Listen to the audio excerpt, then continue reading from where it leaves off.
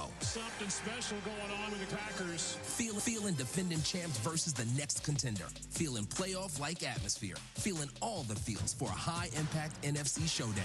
Eagles-Packers, tonight at 8 p.m. Eastern on ABC and ESPN. Also available to stream on the all-new ESPN app. The Fantasy Focus Football Podcast. We've reached the portion of the season now, like the beginning of the year, a lot of names because you're still sorting through what they actually are, where some of those bold calls are fun because big Jerry Jeudy game in week 2 would be like, well, week 1 was the outlier. We're now halfway through the regular season. Oh, yeah. Games. Yes. And then once we get to the playoffs, like we're not going to be like, yeah, man, I got a good feeling on Jerry Jeudy. You should bench JSN for him.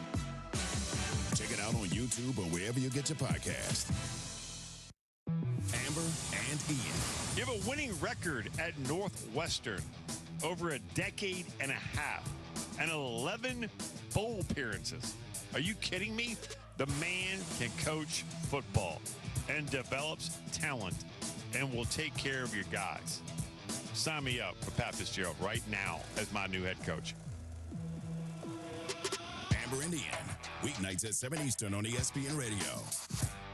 From the ESPN studio, presented by Ortho Virginia. Find one of Ortho Virginia's orthopedic locations at orthovirginia.com. W291CL Lakeside Richmond. WURV HD2 Richmond. We are 106.1 ESPN.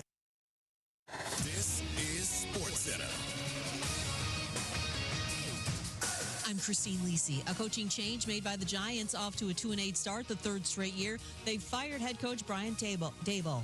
New York won a playoff game his first season, but it's been downhill ever since. Assistant head coach and offensive coordinator Mike Kafka is the interim coach. Joe Shane remains the GM and will lead the search for a new coach, and there will be plenty of interest in that job, partly because of Jackson Dart, says ESPN NFL insider Adam Schefter. Whoever coaches this team, Matt, will be taking over a very attractive roster. It has a young quarterback, though he has obviously had issues this year staying on the football field and with concussion protocols. They've got Malik Neighbors, Cam Scatterbo. There is a lot of talent on this roster. Bengals quarterback Joe Burrow returned to practice today, opening the 21-day window to come off injured reserve. Burrow's been out recovering from surgery to repair a turf toe injury. Monday Night Football tonight, Packers, Eagles, 8 Eastern, ABC, and ESPN. NBA Magic point guard Jalen Suggs will not play tonight against the Trailblazers due to left knee injury management. Hey, it's resident Super Bowl champ Chris Candy coming up Tuesday. Drake May has the Pats rolling, but where will they land on my power rankings? Find out at 6:30 a.m. Eastern. It's unsportsmanlike weekday mornings at 6, right here on ESPN Radio, ESPN2, and ESPNU. Check this out, y'all. From Studio 2 at the worldwide headquarters of ESPN and the HD studio in Atlanta, Georgia. Help us. This is Freddie and Harry. Big Mike in Texas. Yo, man, I'm back, man. I finally got my phone. Hey, my wife wouldn't set it up for me. I got my phone down lost in the league. So I'm back. I'm feeling good. I said, man, I got something to tell you, though. But you put me on punishment. I mean, I ain't Good afternoon, everybody. 2 Porter, 106.1 ESPN. Matt Joseph here on a frigid Monday. Very cold Monday here in the capital city. Hopefully you had a good weekend, whether it's filled with sports, non-sports, or anything else like that. Got a lot to get into here on the show. You know how we do on Mondays. No guests. I just want to hear from you. 327-0888. That's the phone number. The text line, 804 is the area code. The sky's the limit on whatever you want to talk about. The sky is the limit. You can bring up anything. We've got college football. We've got pro football. We've got baseball free agency. You got NBA, college basketball, all this good stuff. Everything happening. It's really a glorious time of the year, and we'll certainly touch on as much of it as we certainly can here on the show. If you are just joining us, well, you heard the top of the hour Sports Center update, but Brian Daboll has been fired as the Giants head coach, and yet the GM is still there, which I find fascinating to say the least. The first sports book has put out odds on who's going to replace Brian Daboll. You be pretty shocked as to who the odds-on favorite is. We'll talk about that a little bit later on. But I want to start with the Commanders. I know. That audible groan was from people listening who are either fans or who are anybody who follows the team has got to be numb to it by now. And I don't even know necessarily where to go here other than there's no reason to go and pay attention to any game. If you have spent money to go to Madrid, I would find the best way possible to sell everything. Now, I'm guessing you probably can't cancel your hotel room. You probably can't cancel. I don't know. I haven't booked a flight in a while, so I don't think you can cancel your flight, whatever. But like the fact that you are spending all that money, I would expense the team. I would send a bill to Josh Harris and be like, your team made me spend money for this, and now I don't even want to go. It's the lack of effort. It's the lack of effort. And I'm going to continue to go the same area that I've gone to the whole time. I mean, I'm over the Joe Witt thing. We all know there can't be a single person in a Commanders Nation. There can't be a single person who thinks that Joe Witt's doing a good job. And look, it's not all his fault. The players stink too. But the other person that I think deserves a lot of the blame is Adam Peters. This team gave up. Like, if you had taken people from the stands, if you had taken 11 people from the stands and made them into a defense, and if you took like 5 others, made them the bench or whatever, and rotated people in, they would have done as well as the Commanders' actual defense did. The Lions did not punt. They went 8 for 8. Now, some drives they kicked field goals and didn't score touchdowns, but it went touchdown, touchdown, touchdown, field goal, touchdown, field goal, touchdown, field goal. And just everything surrounding it, like the Daron Payne punching a guy, like, I don't know. They swear that Amon-Ra St. Brown punched him first and we just didn't see it on camera. Okay, whatever. Like, don't be, then you're the moron who gets caught second. Because what's always the phrase? The second person's the one who gets in trouble the most. Javon Kinlaw with the personal foul. Like, who thinks touching a referee is ever good? Like, that should never be the case. And it's just every little thing. If you're just not going to show up, then that's almost as bad as anything else. And look, I was listening to some of the shows up in D.C. after the game last night. I was doing all this stuff because as I said, I enjoy listening to this sort of thing. And to hear just everybody that surrounds this team right now, it's not even like there's 7 games left. You haven't even had a bye week yet. And look, I can't complain necessarily too much about the offense. The offense was okay. I mean, it wasn't great. Didn't do enough, obviously. Mariota wasn't terrible. 2 touchdowns, no interceptions, 6 incompletions. Once again, we're trying to run Bill into the line with no success. I mean, Bill gets the most carries. Chris Rodriguez didn't do much better. Jeremy was fine. He had the most success. But like, it's just there's a fundamental thing here, and this is why I constantly say on this show, somebody has to wear the blame. Somebody has to get fired, or somebody has to get demoted, or a starter has to lose their job. Because by continuing to send the team out this way, continuing to send the defense out this way, is just continuing to say you're okay with what's going on. And there was decent performance. I mean, Trey Amos was okay. There were some decent things going on. But this team is it's just brutal. And they're going to continue to be brutal until something changes. And look, I get it. You're probably not going to fire Joe Witt Jr. You're probably not, because what's the point? It's not like the season's over. There is no playoffs. There may be 1 win left the rest of the season. We thought the Dolphins game was going to be a win. Remember, the Commanders were favored by 1.5 entering the game on Sunday. They are now 2.5-point underdogs to Miami because Miami beat Buffalo. So the game that we all thought here, we sat here and said, oh yeah, Washington should go to Madrid and win. They're not even favored anymore. And so you look at the rest of the games, you know how the rest of the season goes. Denver, Minnesota, all this stuff the rest of the year. You still haven't played the Eagles yet. You're playing at the Giants. Like, there's just no reason to think they're going to win any of these games. And this is the other reason why I keep saying there's no reason to bring Jaden Daniels back. What is the benefit of bringing him back? Where is the benefit to this? I get it. You want to build momentum for next year. What happens if he gets hurt behind that offensive line in games that do not matter? Dan Quinn's speaking now. Terry McLaurin's not playing again. For some reason, he's traveling to Madrid, but he's not playing.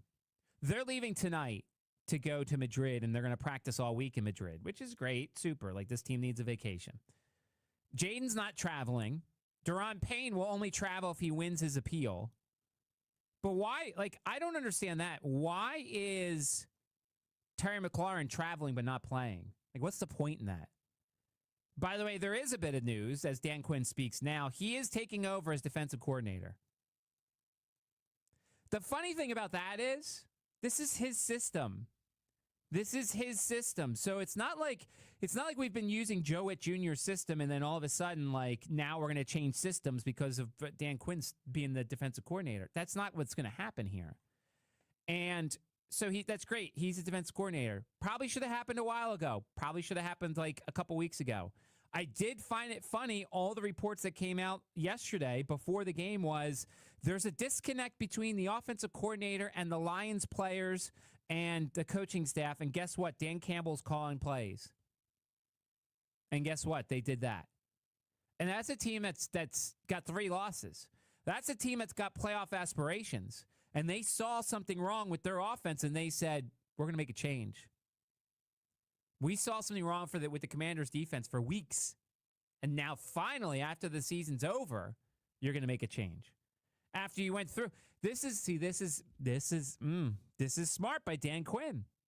You let Joe Witt Jr. get all the blame for all the tough games that just happened. The Lions, the Seahawks, forget who was before that.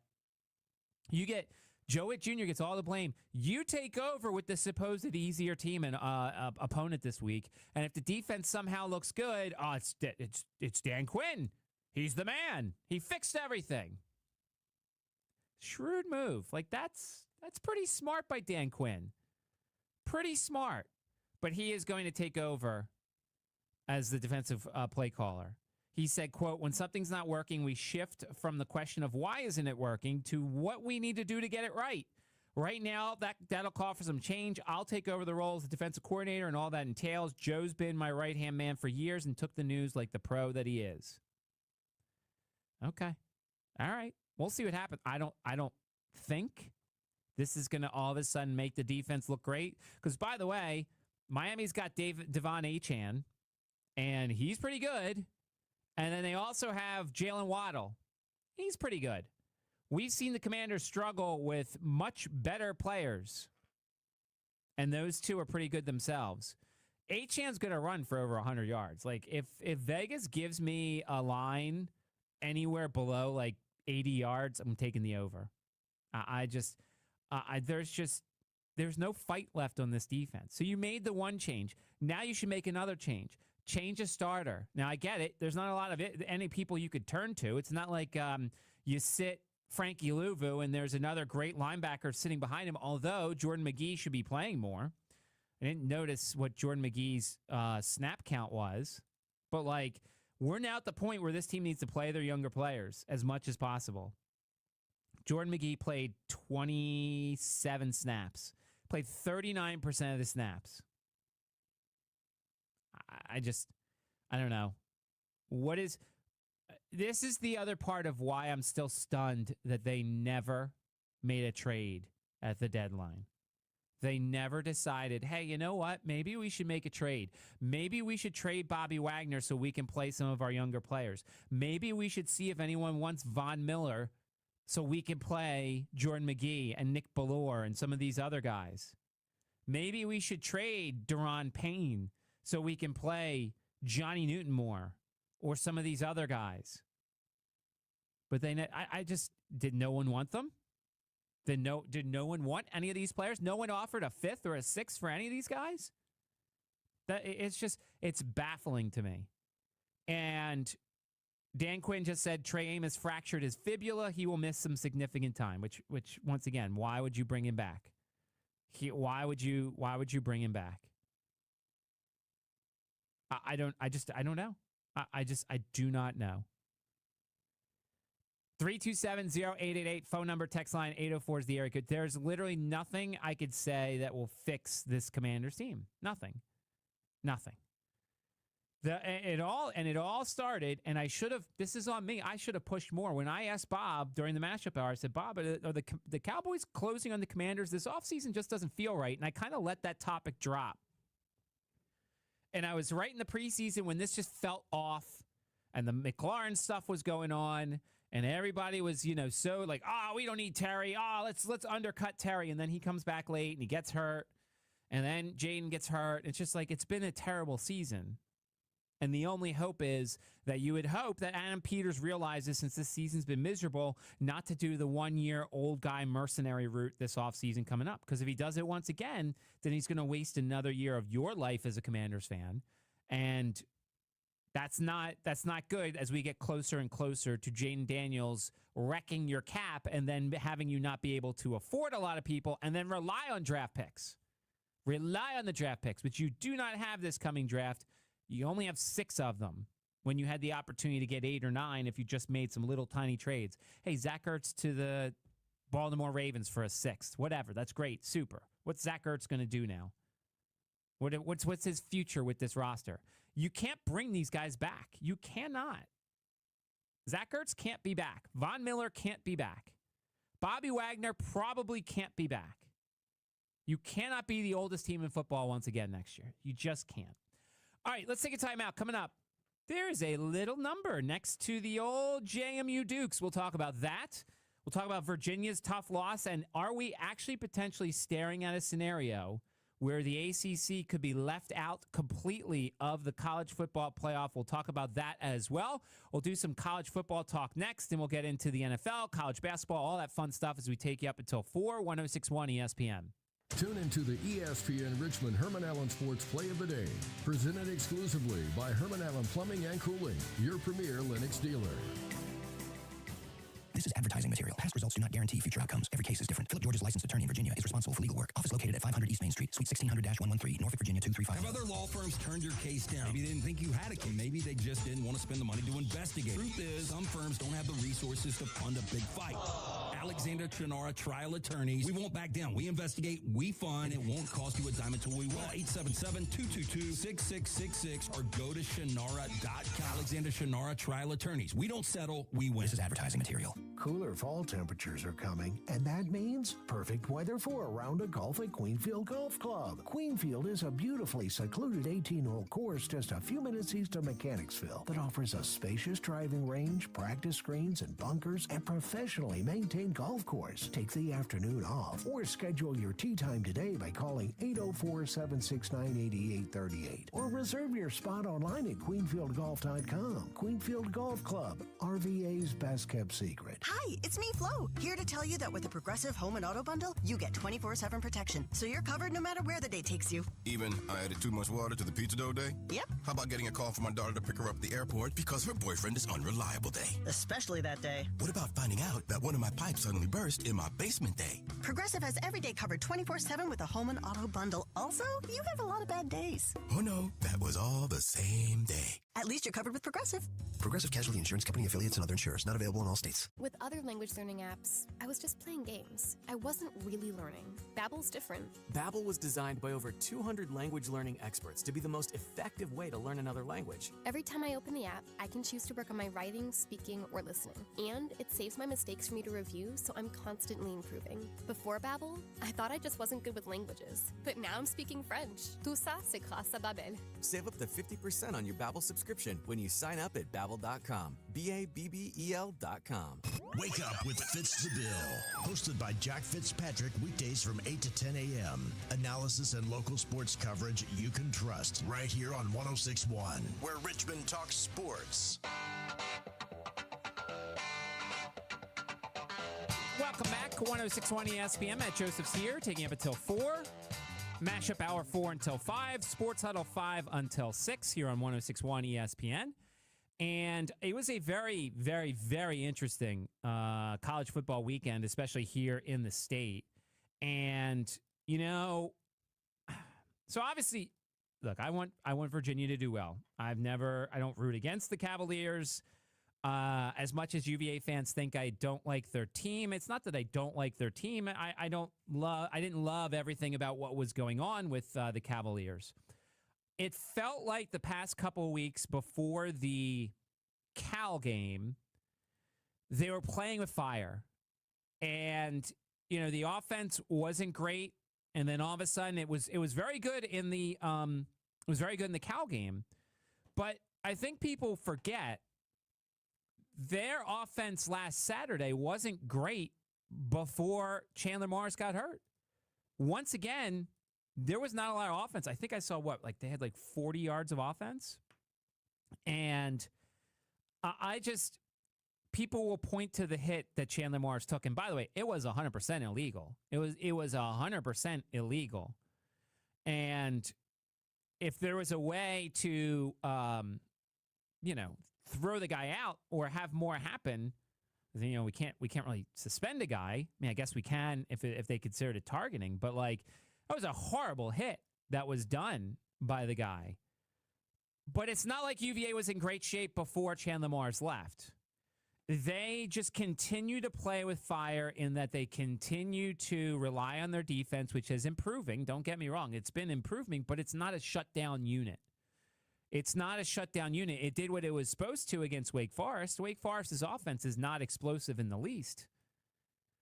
And if you told me that they were going to hold Wake Forest to 16 points, I'd say, oh, yeah, they would have won the game 31-16, 24-16, whatever it is. And to have, the touchdown be a punt return touchdown shows me how great the defense was. It did its job. But it was the turnovers that absolutely killed them. And it was the fact that they just couldn't punch in the drives that they had where they settled for field goals. You get the turnover in that first drive where you kick a field goal and you go 4 yards, incomplete, 5 yards, lose 2 yards. Not the turnover. You got to really, that was the punt block. Excuse me. They couldn't do anything there. You were gifted gorgeous field position at the 24-yard line and you settled for a field goal. Then the next drive, you got 1 yard total. Then the next drive, you got 19 yards total. It ended at the 43-yard line. Then you had your best drive of the game, and it turned into another field goal. That was the drive where Chandler Morris got hurt, and Kalen ran for 54 yards because no one really knew what his mobility level was. But then you get down to the 4-yard line, and you settle for another field goal. That's where this team has continued to struggle at times, paying off drives. And then you have the fumble late in the first half, and it's 10-6 entering halftime. And you got to be feeling good. Defense has been tremendous, but the offense just wasn't doing anything. And so I feel like this team was playing with fire for the longest time, considering they hadn't looked good lately in offense. They just hadn't. Outside of the Cal game. And so now we are sitting in a situation where there is a 4-way tie for first. Georgia Tech, Virginia, Pittsburgh, and SMU all 5-1. Virginia's got Duke this weekend, and then they've got the week off before Virginia Tech, which, that's going to be an interesting game, to say the least. But the Duke game is going to be also very fascinating. We don't know anything. I guess Coach Elliott said today that Chandler Morris is improving. Now it's a concussion, so there's protocols and stuff that you have to go through. Vegas doesn't seem very convinced that Chandler Morris is going to be playing already.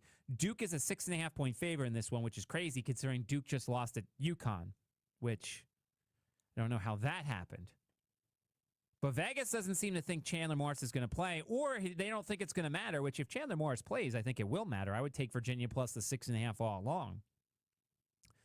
Then Duke is sitting at 4-1. So if Virginia loses this game on Saturday, they then would lose the tiebreaker to Duke, and Duke would then be in front of them and be in a very good position, potentially, for one of the berths in Charlotte. And because they've got North Carolina and Wake Forest left. Now, the Wake Forest game is suddenly more difficult than we thought, but it's just crazy. But here's the thing that's interesting. An 8-1 Georgia Tech probably makes the college football playoff. And tomorrow night, they're going to put in Georgia Tech as the representative for the ACC because they're 8-1. And if you think about it, they're probably going to go and win at Boston College on Saturday. Boston College is dead. Then they get Pitt at home. That's probably going to be a win. And then they play Georgia at the end of the month. If they lose the Georgia game and then potentially lose the ACC championship, I don't think a 3-loss ACC team makes the playoff, even if they win the championship. I think there is a small chance. Now, there's still plenty of options, and I see you, Caesar. I'll get to you in a second. Miami has 2 losses. Louisville has 2 losses. Pittsburgh has 2 losses. Virginia has 2 losses. SMU has 3. Georgia Tech has 1. Duke has 4. Outside chance that this conference gets shut out. And then I don't know where the extra spot comes from. Does that mean the G5 gets an extra berth? Does that mean JMU and South Florida and North Texas and Memphis both get in? I don't know. But there is some potential chaos looming for the ACC if more of the top teams keep losing. If more of them keep losing. Because that's just unfortunately, that would be a shame because you know what? We have had a very good season in the ACC this year. It's been very competitive. There's been a lot of high-level football. You can't have 5 teams with 1 loss and not say this is a successful season. The problem is if somehow they knock each other all out of the playoffs, then that successful season goes down the drain. It's a miserable season for the ACC as part of the Power Four. Listen, don't get me wrong. Small chance. There's not a huge chance of this happening, but we are heading towards the potential of something like that happening. And that would only be the ACC. That would be something so ACC that they would have a great season, but because everybody was so bunched up, they all knocked each other out of the playoffs. Or someone like Pitt would get in. How funny would that be if Pitt was the ACC representative in the college football playoff? Not to say that they couldn't win a game or be decent, but Pitt of all the teams. It's crazy. 327-0888, phone number, text line 804 is the area code. Let's go to Caesar. What's going on, Caesar? Hey, Matt, good afternoon. You and I have talked about this before. When they talk about that other conference in the South, and then they have their parity because some of their lower tier teams beat some of their better teams, it's parity. But when the ACC has a competitive season like we do, like you just mentioned, oh, no, it's terrible. The conference is garbage. It's malarkey. Because you know what? The ACC is just as equal to the SEC. And it's just as equal. Actually, the ACC, I think, is almost better than the Big Ten this year because we have a few teams that are ranked that it's more competitive.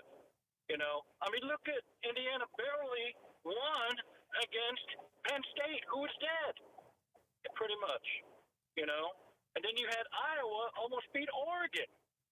Come on. And then they want to laugh and point at the ACC because we're competitive. There's a lot of games left. You and I talked about this many times. There's a crazy chance that I need Pitt to do their job to win their next 2 games and lose to Miami and I need Pitt to beat Notre Dame. I need some other teams to lose. Duke and UVA is going to be an interesting game I'm going to watch, but I can't overlook NC State. The reason is NC State is the same school that beat Georgia Tech and that beat UVA. They are a killer, even though that's the only 2 wins they have in conference. Go figure. It's crazy. And Virginia Tech is still alive fighting just to get in a bowl game. They're not laying down, even though they don't have no coach and all that. They still show spirit, and I respect that. And they're dangerous, too. So this is murderous row for us, even though the only blessing is we have NC State at home. Then we got to go on the road the next 2 weeks after that, and anything can happen. It's college football.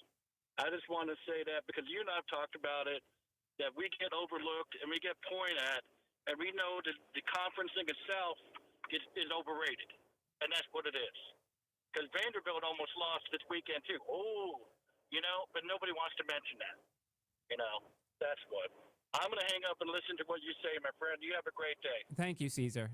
Thank you. And thank you for relatively taking it easy on Syracuse. That was It's a brutal game to watch, but I won my bet because I took over 4.5 touchdowns for Miami, and thankfully the 5th touchdown came. Now, granted, it didn't need to be an offensive lineman scoring, but I get it. A little frustration after last year when Syracuse beat them. So here's my thing. I mean, we're not better than the SEC. The top of the SEC is really good. The top of the SEC is really good. I mean, Texas A&M, Alabama, Georgia, Ole Miss are 3, 4, 5, 6 in the polls. Now, granted, there is an SEC bias, but like those are 4 really good teams. Texas, I think they're really good. Vanderbilt, as you said, they almost lost. Oklahoma lost their quarterback briefly, and then they shoved him back in too much when he probably wasn't ready. But yeah, you're right. There is a perception that when the bottom wins in the SEC, they are, it's a great conference, and when the bottom wins in the ACC. The problem is the bottom of the ACC is really bad. I mean, Boston College, thankfully Boston College hasn't beaten anybody. Syracuse has 1 win. Florida State has 1 win. That's the problem, is that the bottom of the ACC is just brutal. And the ACC has taken some bad losses out of conference. I mean, the Duke loss to UConn was a bad loss. Now, granted, UConn's a good team, but like, you're Duke. You should go to UConn and win. So, look, if I was on the committee, the ACC would be in no matter what.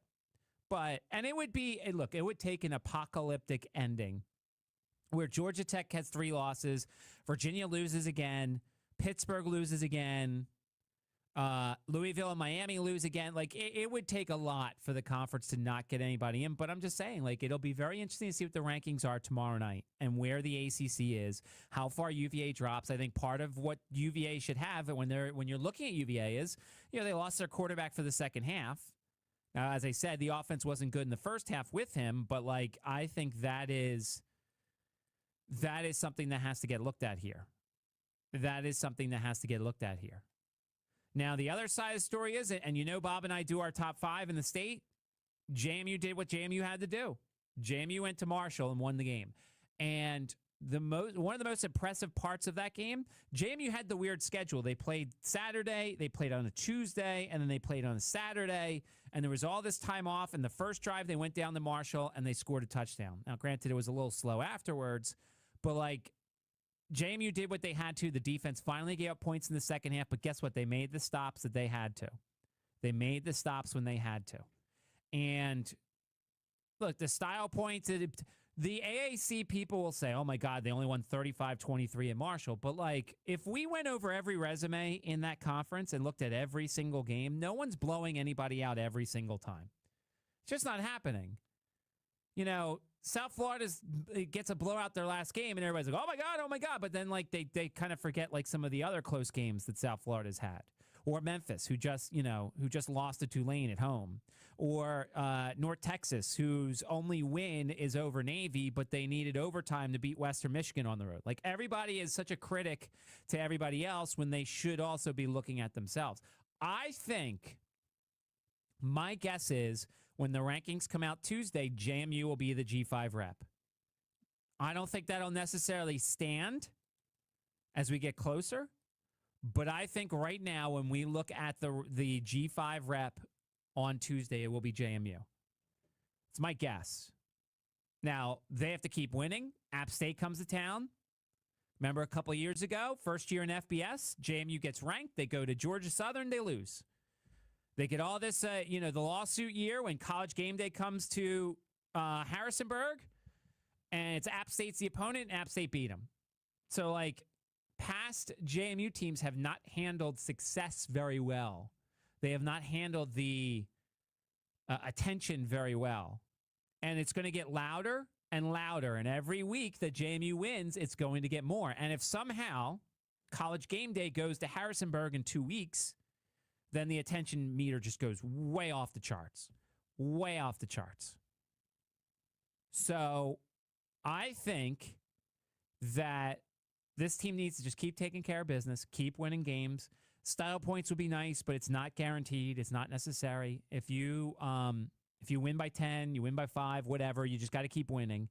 And then you hope for a little bit more chaos in the AAC. Just a little bit more. And have these teams start beating each other up some more. North Texas is at UAB. Trent Dilfer's gone. Maybe UAB will play well. Maybe UAB will play well. Who knows? You've got several other games this weekend. Memphis and East Carolina. East Carolina's playing some good football. Maybe they knock off Memphis. Maybe Navy upsets South Florida on Saturday, and then that kind of messes things up a little bit. And then JMU just has to keep winning. My concern for the Dukes is more the Washington State game. People have these letdown efforts against an independent school. It's a really weird timing. The last couple weeks of the season, you're playing an independent school that essentially means nothing. It doesn't mean anything for your Sun Belt standing. JMU could clinch the Eastern Division this weekend. If they win and Coastal loses, that division race is over, and they are in the championship game of the Sun Belt. And then they'd only be playing for if they can host the championship game, which would be fantastic if JMU can host the Sun Belt championship game. Southern Miss has Texas State, South Alabama, and Troy left. Take care of business this week against App. You're a 20.5-point favorite. Seems like a little healthy. Seems a little healthy considering the recent history between the two. But we'll see what happens. Virginia Tech was off. Liberty lost to Missouri State. I'm sorry to, what was it, Jay? I think Jay called and said, why don't we talk more Liberty? They just lost to Missouri State at home. Liberty had an easy schedule where they could have gone 10-2, 11-1. They're 4-5. They're going to get into a bowl game. They're going to play in some measly bowl game, and they'll win the bowl game, and that's it. And they'll have had a nondescript season that no one will care about outside of their fan base. No one will care. They had a chance to go 10-2. They're 4-5. Like, why should I spend more time on Liberty? And Virginia Tech is back in action this week, and so we'll see what happens the rest of the season. Congratulations to Richmond. They get the win at Georgetown. William & Mary with a wild win. William & Mary was down 11 with 2 minutes left. They score a touchdown, get the 2-point conversion, get the onside kick the field goal, hold the opponent to a field goal, score a touchdown overtime, win the game. You'll hear from Mike London tomorrow during the Mashup Hour, but that is as improbable a win as you can get. And I don't know what their chances are of making the playoffs. I haven't seen anything. I have to look and see. There was one guy on the NCAA website that had William & Mary in the playoffs as the last team in. I don't know where he stands on that, but we could see. But they've got a couple. They play at Hampton coming up, and then the rivalry game at home against Richmond. But congratulations to William & Mary with the heck of a win. Congratulations to Virginia Union, who knocks off Virginia State. So Virginia Union's in the CIAA championship. And we'll see if they could turn into a thing. And then now it's Randolph-Macon, Hampton-Sydney week, and we're trying to get both of those coaches on the Mashup Hour.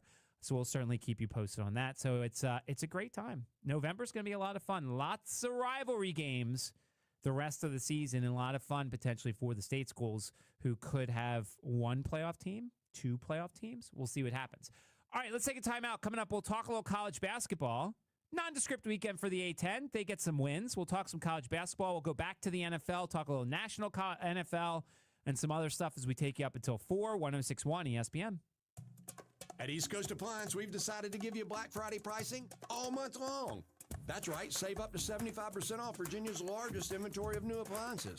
Our biggest discounts of the year on ranges, refrigerators, washers, dryers, everything. Plus special financing with no interest until 2027. Offers good while supplies last, so don't wait. Score the best deal of the year on the new appliance you've been looking for. The Black November sale going on now at East Coast Appliance, where you always get the best price or it's free.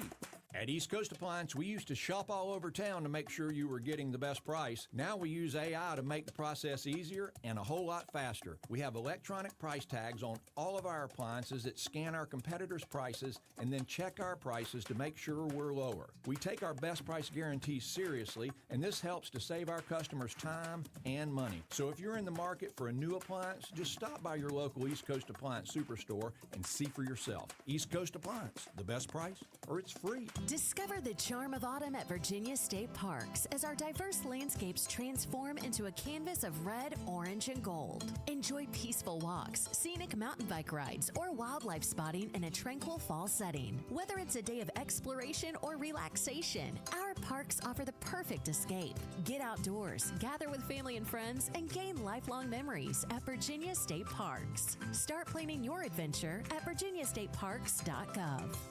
My brother-in-law died suddenly, and now my sister and her kids have to sell their home. That's why I told my husband we could not put off getting life insurance any longer. An agent offered us a 10-year, $500,000 policy for nearly $50 a month. Then we called SelectQuote. SelectQuote found us identical coverage for only $19 a month, a savings of $369 a year. Whether you need a $500,000 policy or a $5 million policy, SelectQuote could save you more than 50% on term life insurance. For your free quote, call SelectQuote at 1-800-743-8080. That's 1-800-743-8080. Or go to SelectQuote.com. 1-800-743-8080. That's 1-800-743-8080. SelectQuote. We shop. You save. Full details on example policies at selectquote.com/commercials. Jack Fitzpatrick here, host of Fitz the Bill, coming at you every weekday morning, 8 to 10 a.m. On our next show, we're joined live in studio, Lake Lewis Jr., the host of the Lake Lewis Jr. Show on YouTube and our Raise and Hail Commanders insider. He's joining us live in studio beginning at 8:15 to talk all things NFL, all things Commanders. You don't want to miss it. Coming up live, 8 a.m. right here on 106.1 ESPN Richmond.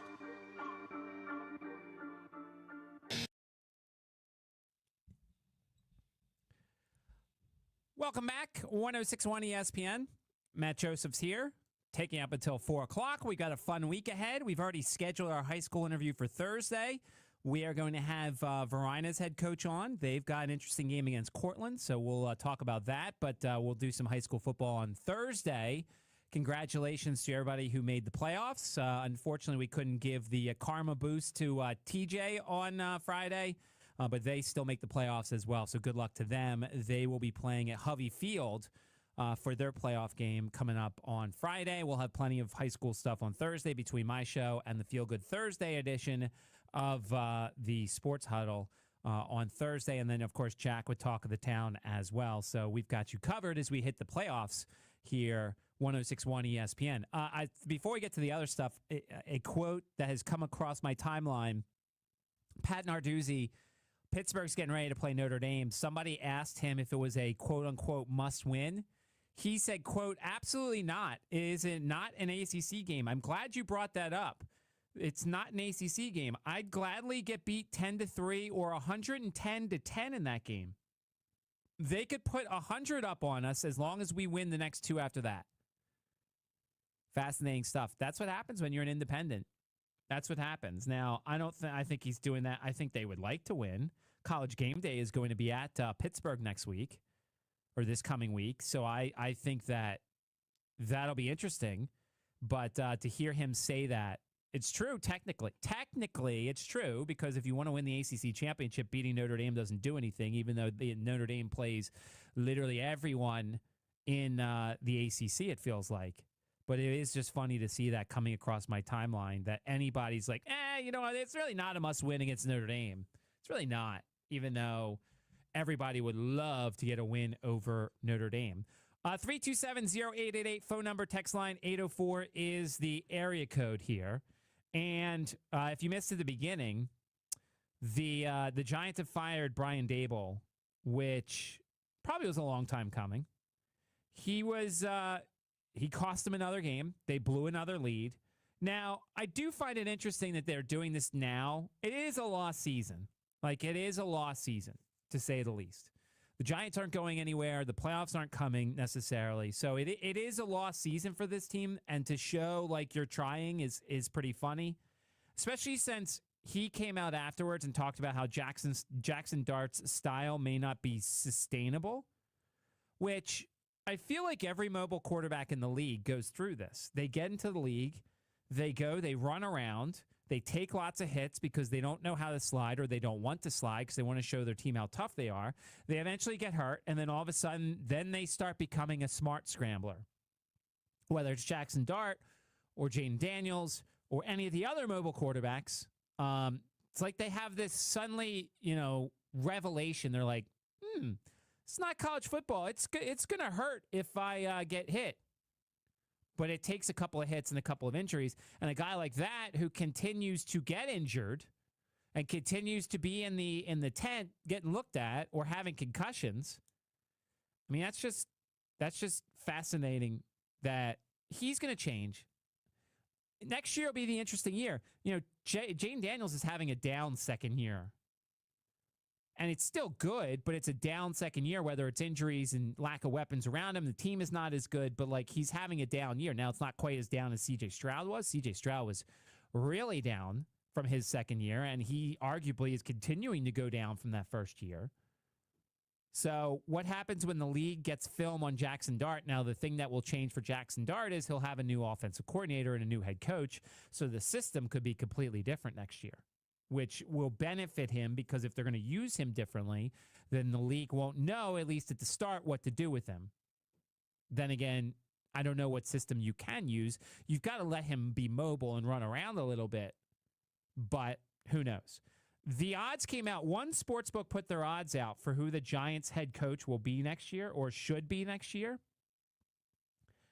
I mean, the names are really interesting. There's a lot of names here. The top 3 names, odds-on favorite. Ready for this? I'll give you a second to think in your car, at your office, who you think the odds-on favorite is to be the next Giant head coach. I'll give you a second because you probably won't guess it. Ready? 3, 2, 1. The odds-on favorite to be the Giants head coach next year, according to one sportsbook, is Lane Kiffin. 4-1. Lane Kiffin. I mean, he's going to get a lot of money this offseason from somebody, whether it's Ole Miss, Florida, LSU, Arkansas, Florida State, whoever. I don't think the Giants are going to be able to pay enough for Lane Kiffin, and I don't think Lane Kiffin should go pro. Here's who's number 2. Ready? You're not going to guess this one either. Cliff Kingsbury at 5-1 is number 2 for the head coach. Okay? Number 3. Now, I don't even know. I think this guy's the defensive coordinator. Number 3 is Jesse Minter, the defensive coordinator at the Chargers. He's number 3 in the odds. By the way, 4 is Clint Kubiak. 5 is Jeff Hathley. 6 is John Gruden. 7 is Jason Garrett. The only positive there is Jason Garrett would be off television because he's terrible at that. Joe Brady, Mike McCarthy, Bill O'Brien, your top 10. Belichick is 16-1. Mike LaFleur. Oh, I was about to say Matt LaFleur. No, Mike LaFleur is 18-1. The longest shot, you can get Eli Manning at 50-1 if you think Eli is going to be the next head coach of the Giants. But how about that? Cliff Kingsbury would 1,000% leave the Commanders' offensive coordinator job to be the OC, or to be the head coach in New York. But would you want to go hire the OC for the Commanders after a terrible year for that?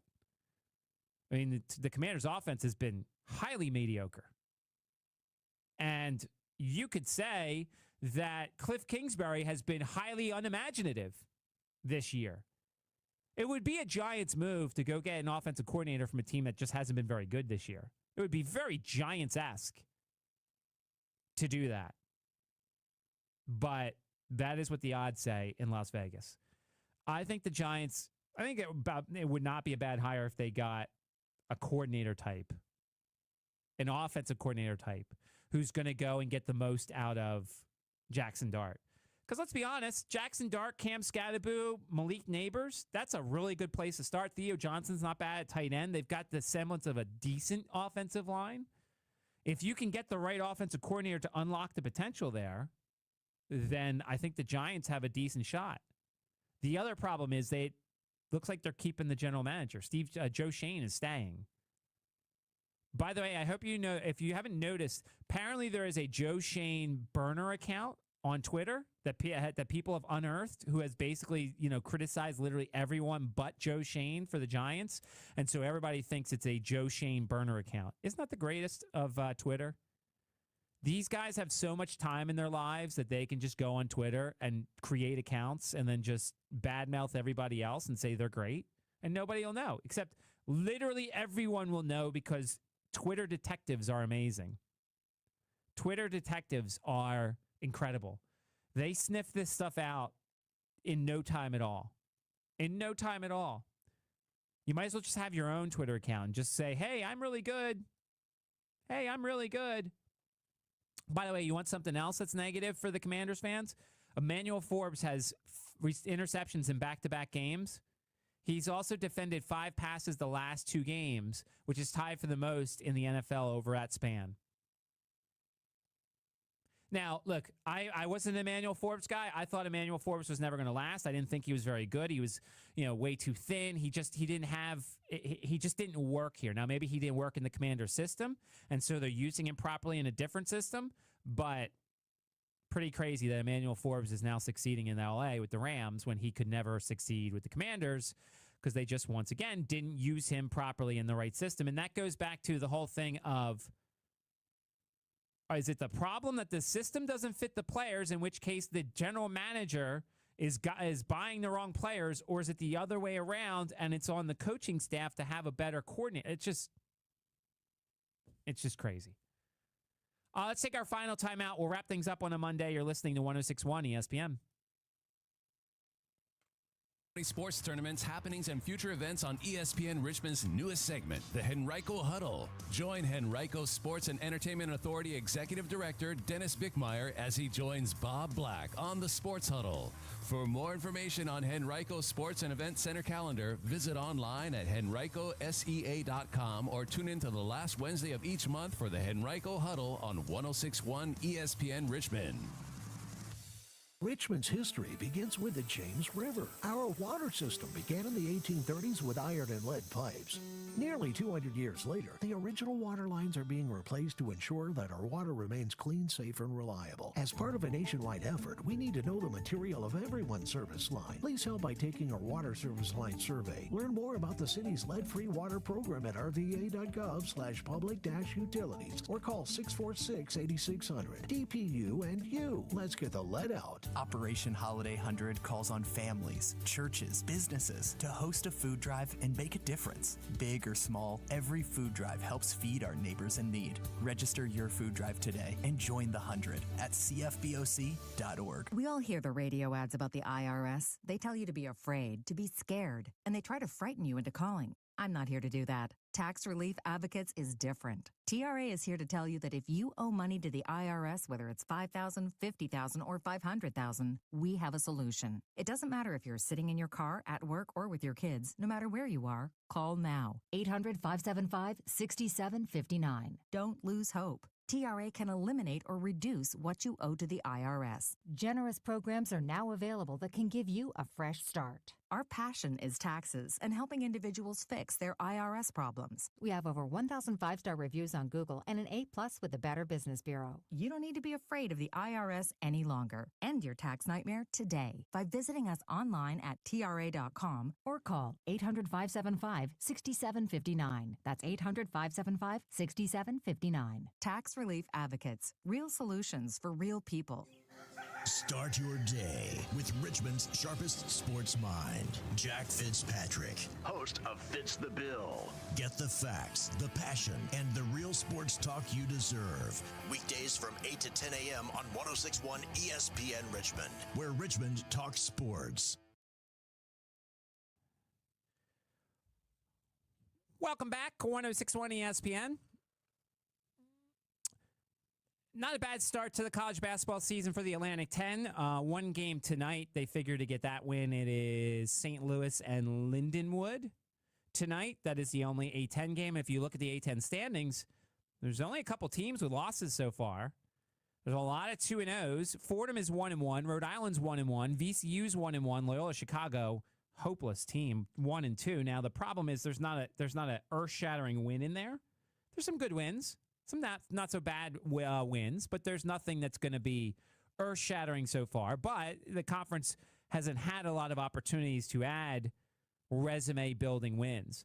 The team I want to get into for a moment is Virginia Tech, who got a very nice win over Providence on Saturday in, I think that was in Mohegan Sun. This team, I don't know the last time they've scored 98 and 107 in back-to-back games. Now, granted, it was overtime against Providence, but we talked about it. This Hokies team had a wide range of outcomes, from being really bad to really good to being mediocre to But, like, if you look at this start here, Neo Avdalas, 33 points, 5 rebounds, 6 assists, a block, a steal in 34 minutes. I mean, this is a kid who could have entered the NBA draft and took his name out of the NBA draft. Hansberry, the West Virginia transfer, has double-doubles in both of his games so far. He is one of 2 players in the ACC with double-doubles in both their games. You know, Toby had 7 and 13. Jalen Bedford was pretty good in the game against Providence. Now, I don't know what Providence is going to be like later on in the season, but this is a game in the past that Virginia Tech would have lost. And so I think this is a Virginia Tech team that's going to be a factor in the ACC. Now, are they the Duke, Carolina, Virginia, Louisville level? No, they're not. But I think we thought they were going to be tier 3 or tier 4. They could be a tier 2 team in the ACC. And the shame of it is they're not going to play a ton of tough games. They play St. Joe coming up. They've got Charlotte and Bryant and Colorado State before they play at South Carolina as part of the ACC SEC Challenge. So they're not going to exactly test themselves too much until New Year's Eve day when they play Virginia. But, like, I think we talked about, I said Virginia was a tournament team. I think there's a chance Virginia Tech's a tournament team too. It's a little early. Not going to lie, it's a little early. It's just 2 games in. But Mike Young, I think, is finally blessed with a team that can match the offensive system he wants to play. He has a system in mind, and for years they have not given him the proper players. I think Mike Young finally has what he needs to run the system that he wants, which is basically shoot a lot of threes, play a little bit of defense, and try and outscore the opponent. I think Virginia Tech can finally do that. I think they can finally do that. Virginia played well once again. I can't really figure out Virginia until at least the Northwestern Butler stretch. But even after that, when they play at Texas and then Dayton, they had 2 easy victories to start their season out. I think Virginia's going to be fine. But I want to see what a team of ones does when they get into a tight game. Do they all start deferring, or do they all start becoming the ones they were at their respective schools before they got to Charlottesville? That'll be the question for me. All right, that'll wrap things up here for the show. Stick around through the break. It'll be the Mashup Hour. Bob and I will recap the weekend, give you our thoughts for Monday Night Football tonight for those who can watch it. Stick around through the break. 106.1 ESPN.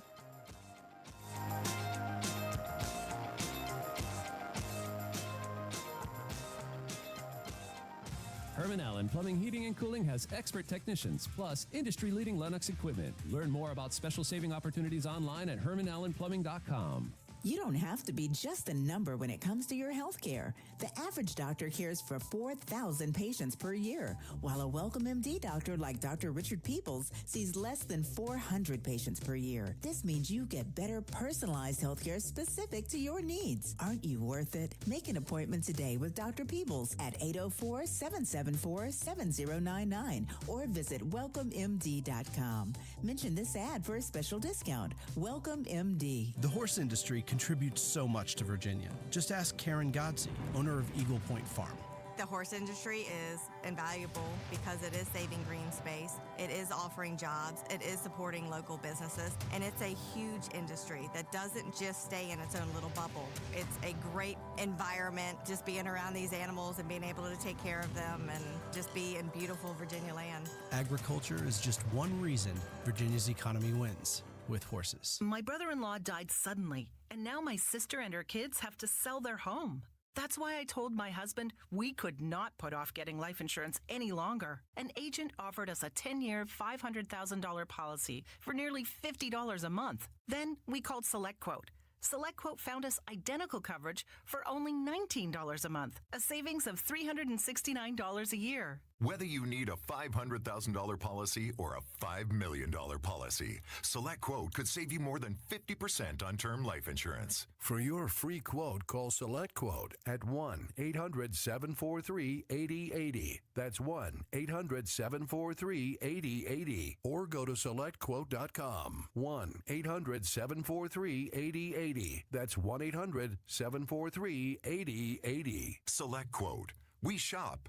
You save. Full details on example policies at SelectQuote.com/commercials. Over there's the water. Whoosh, whoosh. And look at all this stuff I'm standing on. It's called sand, and it's everywhere. This woman may sound silly to you and me. It's made up of little tiny pieces of rocks. Teeny little pieces of rocks. But to her 2-year-old son exploring the world around him, she makes perfect sense. How does it feel when you touch the sand? Is it warm? Uh-huh. It's hard to hold in your hand, isn't it? Mm-hmm. Learning starts long before school does, and children are naturally curious. They want to learn, so follow their lead. Take simple, everyday moments, like sorting laundry or playing on the beach, and turn them into learning moments. Is this water? No. Very good. This is sand. Oh, no, it's not food. It's sand. We don't eat sand. Turn everyday moments into learning moments. Find out how at bornlearning.org. Brought to you by United Way and the Ad Council. Amber and Ian. I would like to have a public service announcement here. And here's my announcement. You go Florida Gators, I swear to you. All right, give me the floor here. Stop firing damn coaches before the Gators hire one. Oh, that was short. I thought you were going to go full on. You know, the deep fried grouper here in Gainesville is unbelievable. I thought it was going to be a full-on sales pitch. It's a great time. Amber and Ian, weeknights at 7 Eastern on ESPN Radio and on SiriusXM Channel 80. This is Freddie and Harry. Jordan Love is never, ever, ever going to get any kind of credit unless he wins the Super Bowl. And anything he does is going to be over-scrutinized. It's going to be over-analyzed, mainly because you replace a guy in Aaron Rodgers. That's right. You replace a guy in Brett Favre.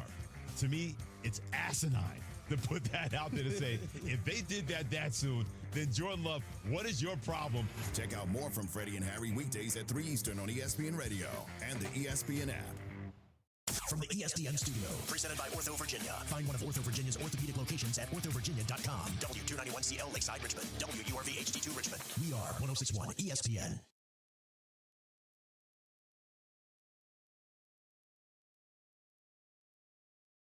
Christine Lisi, the Giants in the market for their 6th head coach the last decade. They fired Brian Daboll after a 2-8 start for the 3rd straight season. Team did win a playoff game his first year, but things have not gone well since for New York. Assistant head coach and offensive coordinator Mike Kafka is the interim coach. Joe Shane remains GM and will lead the head coaching search. 2 names come immediately to mind for our Harry Douglas. Jesse Minter, he's done a phenomenal job being the defensive coordinator for the Los Angeles Chargers. And remember, he has ties to the Michigan program, winning the national championship there, and also the Baltimore Ravens. Clint Kubiak, his connection to Mike Shanahan and Kyle Shanahan and that whole tree. You see what he's doing right now out there in Seattle with Sam Darnold. Kubiak is Seattle's offensive coordinator. Bengals quarterback Joe Burrow returned to practice today in a limited capacity. 21-day window for him to be activated off IR's begun. Burrow hasn't played since week 2 after surgery to repair a turf toe injury. Broncos cornerback Alex Singleton underwent surgery Friday for testicular cancer after being diagnosed last week. He said he expects to return to the field in the coming weeks. Hey, it's your resident Super Bowl champ Chris Candy coming up Tuesday. Drake May has the patch rolling, but where will they land on my power rankings? Find out at 6:30 a.m. Eastern. It's Unsportsmanlike, weekday mornings at 6, right here on ESPN Radio, ESPN2, and ESPNU. Check this out, y'all. Audio level full volume. It's go time. Live from the capital of the Commonwealth.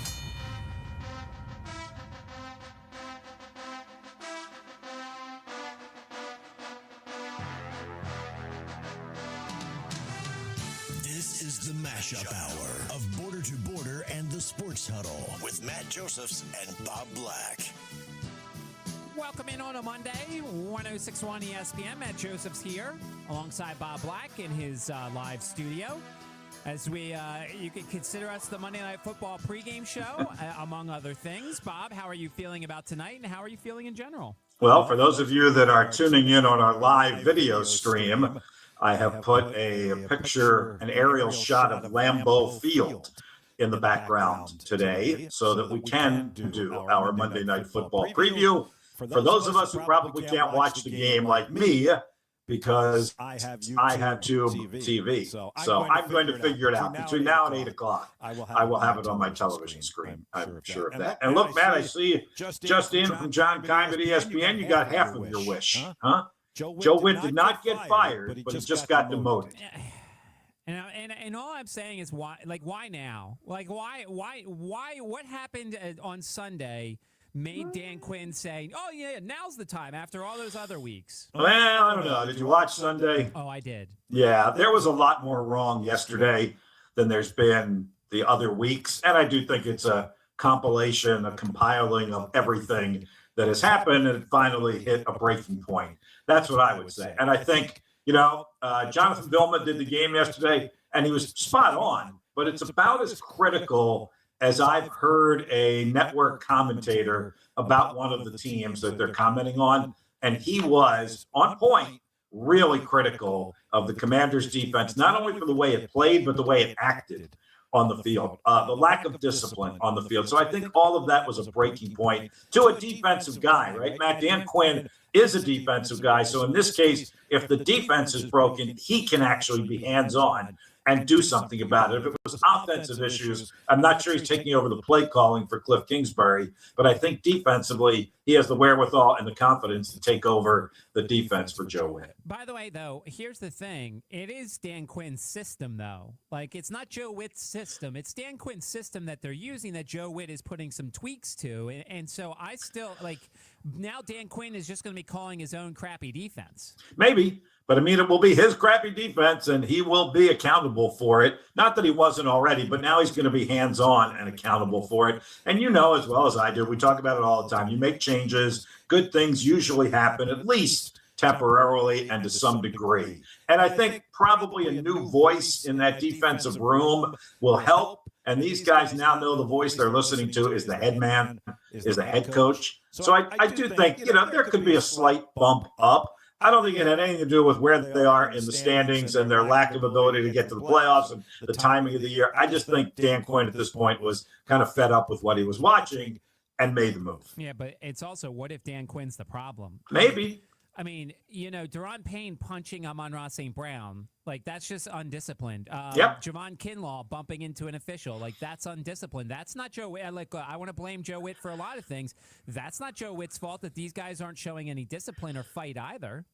He may not be responsible for those actions, but he is accountable for those actions. It's not fair, but that's the way it is. When you're a head coach or a coordinator, you cannot be responsible for those type of immature actions, just like you can't be responsible for your players 24/7, but you are accountable for them. That's part of what you sign up for. You are accountable for those guys on the field and off the field. So I think that's why it happened. Like I said, if it had been an offensive situation, I don't know that Dan Quinn could have done it the way he did it because he's not taking over the offense. But he will take. I just think a new voice and the head man voice. And look, if he's eventually going to be accountable for it, why not be the guy in the defensive room calling the shots? Here's the other thing. If you want to really go think about it, he basically let Joe Witt Jr. take the bullets for the two toughest games in this stretch, and now he's going to get quote unquote an easier game to look better at. Oh, come on. The Dolphins just put up 30 on the Buffalo Bills. That's going to be a challenge, Matt. Oh, I get it. But I'm just saying, you go up against Seattle and Detroit, and you make Joe Witt Jr. be the guy who everybody goes after, and then now, it's Miami, so if the defense looks good, clearly it's Dan Quinn's suggestions. Yeah, I get why he did it when he did it. And look, if it doesn't get any better, Dan Quinn is going to join Brian Daboll in the unemployment line before too long. And, of course, that was the other news of today, which I know you mentioned, just in case folks are just tuning in, that there's been another coaching firing in football, be it college or pro football, in this case the NFL, and it was somewhat predictable. Again, the final straw was yesterday.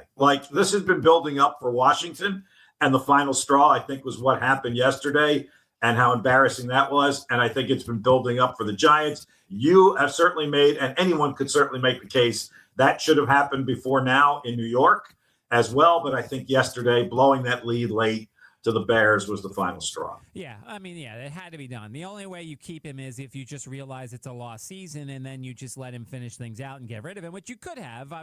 It's not like things are going to change and the Giants are going to become a playoff team as it is. I think some of that is just doing it as humanely as possible so he doesn't twist in the wind for the next 8 weeks. or so, and maybe it breathes a little bit of life into that team, and maybe it helps the locker room a little bit. Like, they don't have to deal with that day in and day out. They don't have to answer the New York media's question about, is Brian Dable going to be the coach? Is he going to go? What do you think? So I do think from that standpoint, there's kind of a cleansing of the hands, somewhat similar to Washington, although I do find it a little bit interesting that Dan Quinn still kept Joe Witt Jr. around. I think there's a loyalty factor there, and I've always said that head coaches or baseball managers, I think they do deserve a longer leash on hiring some guys who are their friends, who will have their back, who they will be loyal to, because you spend so much time with them and you need them to be loyal to you, so you need to be back at them. So I give Joe Witt Jr. a little bit of credit for sticking around and continuing to coach in whatever role Dan Quinn gives him.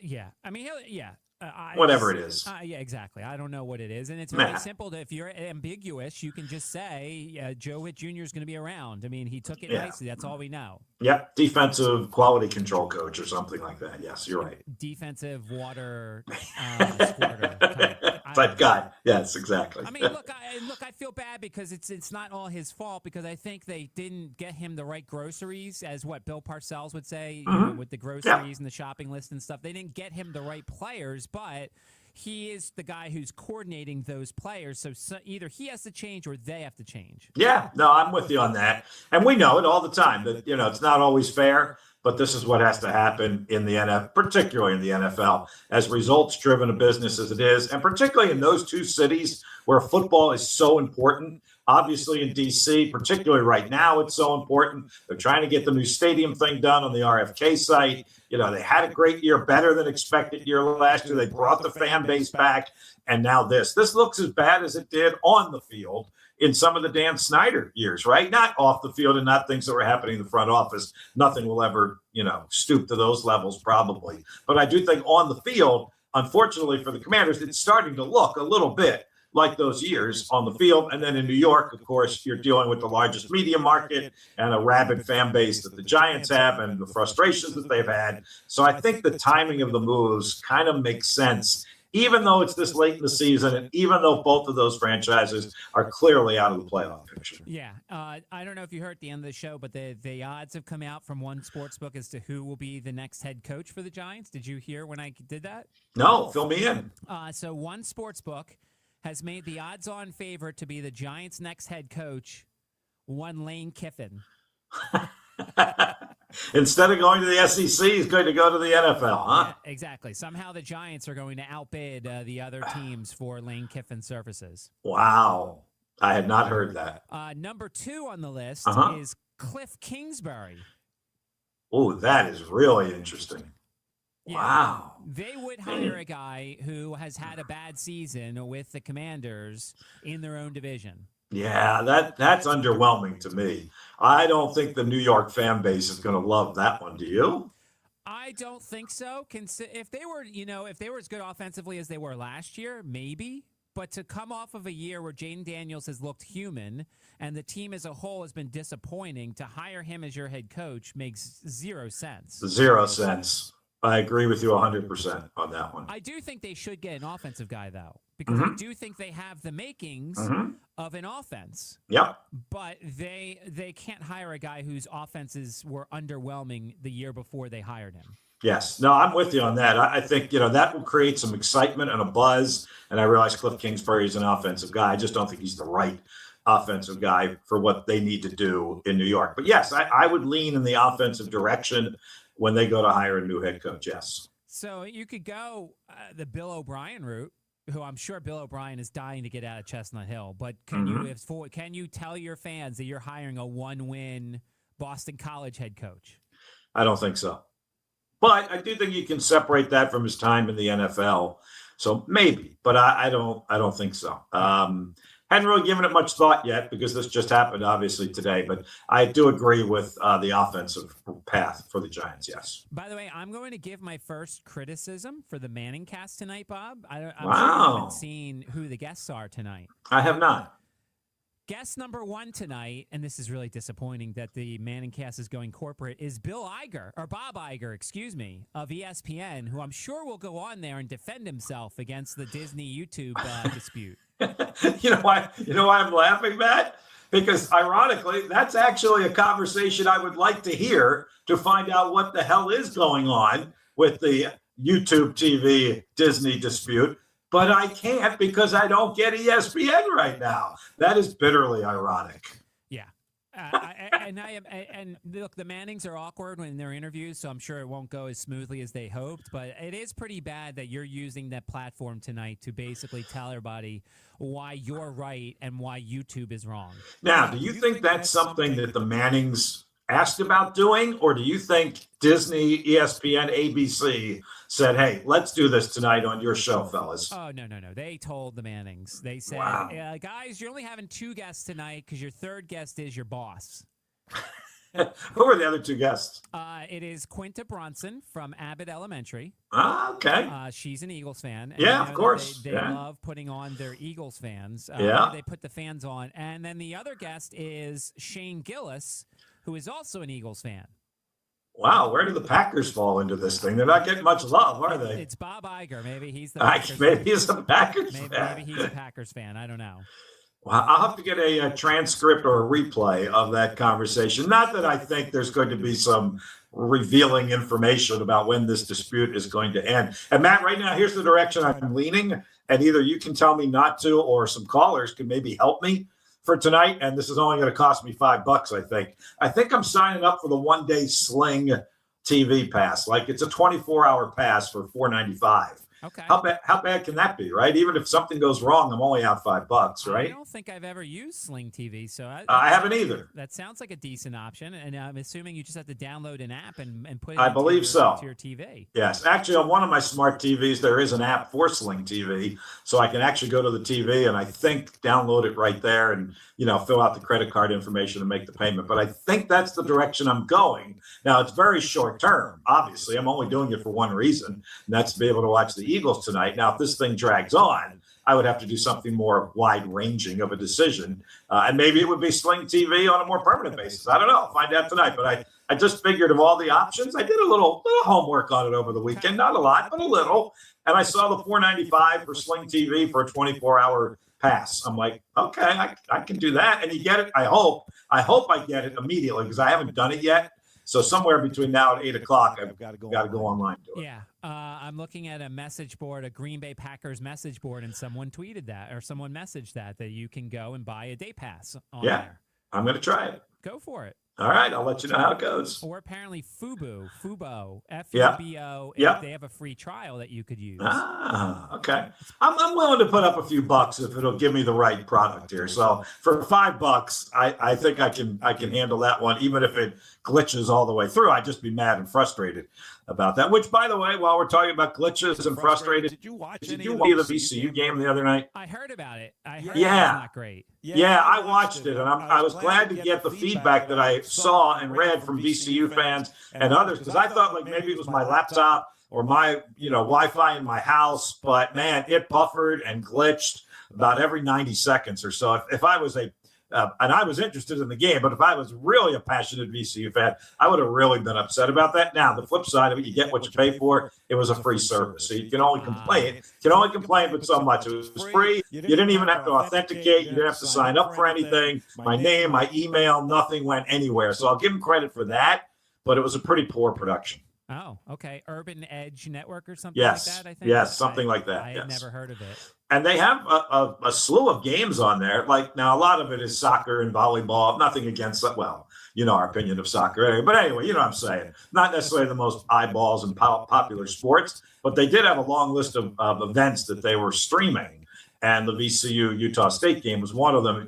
It buffered literally every 90 seconds. Okay. I did not try it, but I did read the frustration of the VCU fans on Twitter. It was not a great fan experience. And look, I'm in the business, and we have our own issues at Richmond, and occasionally we glitch and all of that. So I'm not like pointing the finger and saying, don't ever use this service again. I'm just saying it was not a great fan experience for that particular game. 327-0888, phone number, text line 804 is the area code. Let's go to the phones. Reggie, what's going on, Reggie? Good afternoon, Sports Impresario, man, and Titletown Bob. Gentlemen, before we get down to brass tacks, say it ain't so, gentlemen. The baseball has a scandal in betting with the Guardians pitching.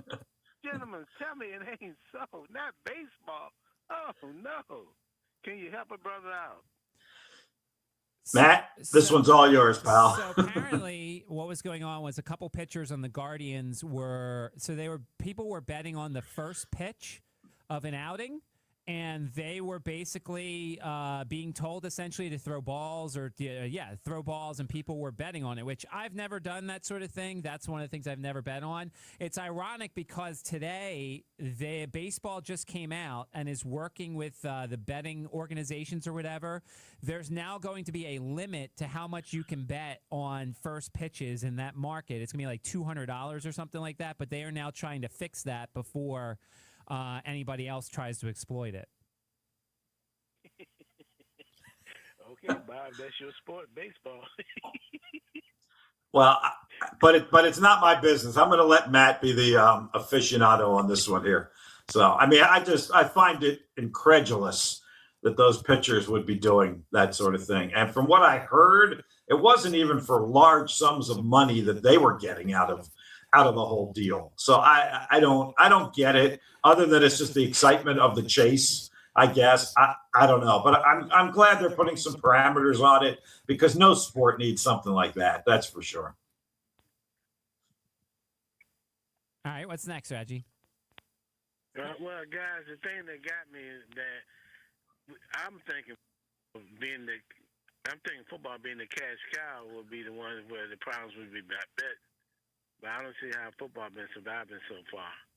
It's because there's too many eyeballs in the NFL. You can't get away with anything when it comes to the NFL in terms of betting. If anything weird happens, way too many people watch on a Sunday, whereas if some pitcher comes out of the bullpen and throws a ball for his very first pitch, nobody would think any differently. Right.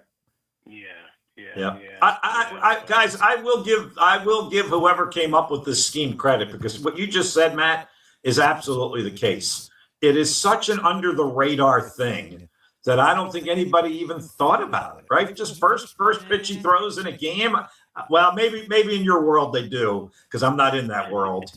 So maybe I am speaking out of being naive here, but it just seemed like a pretty minuscule event. Yes, the event itself is minuscule, but if you have $50,000 being bet on it, then that gets noticed, because people who bet that market aren't betting. Bob, I mean, do you realize how arbitrary it is? A guy could come out of the dugout and throw 17 straight strikes and be really good. It is so arbitrary, that very first pitch, to be able to bet on it and put any sort of weight behind it. So if you're betting, $20,000, $30,000 on something like that, then you clearly know something. I agree. Wow. Unreal. Yeah. So the Spiders took care of business this week, Bob. Tell me about how things worked out.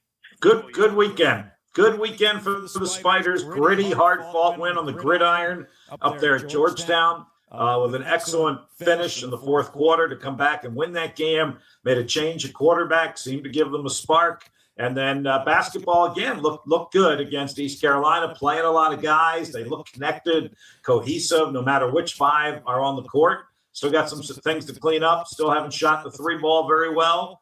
And they may need that tomorrow night against William & Mary. But, yes, it was a good Saturday to be a Spider between football and men's basketball.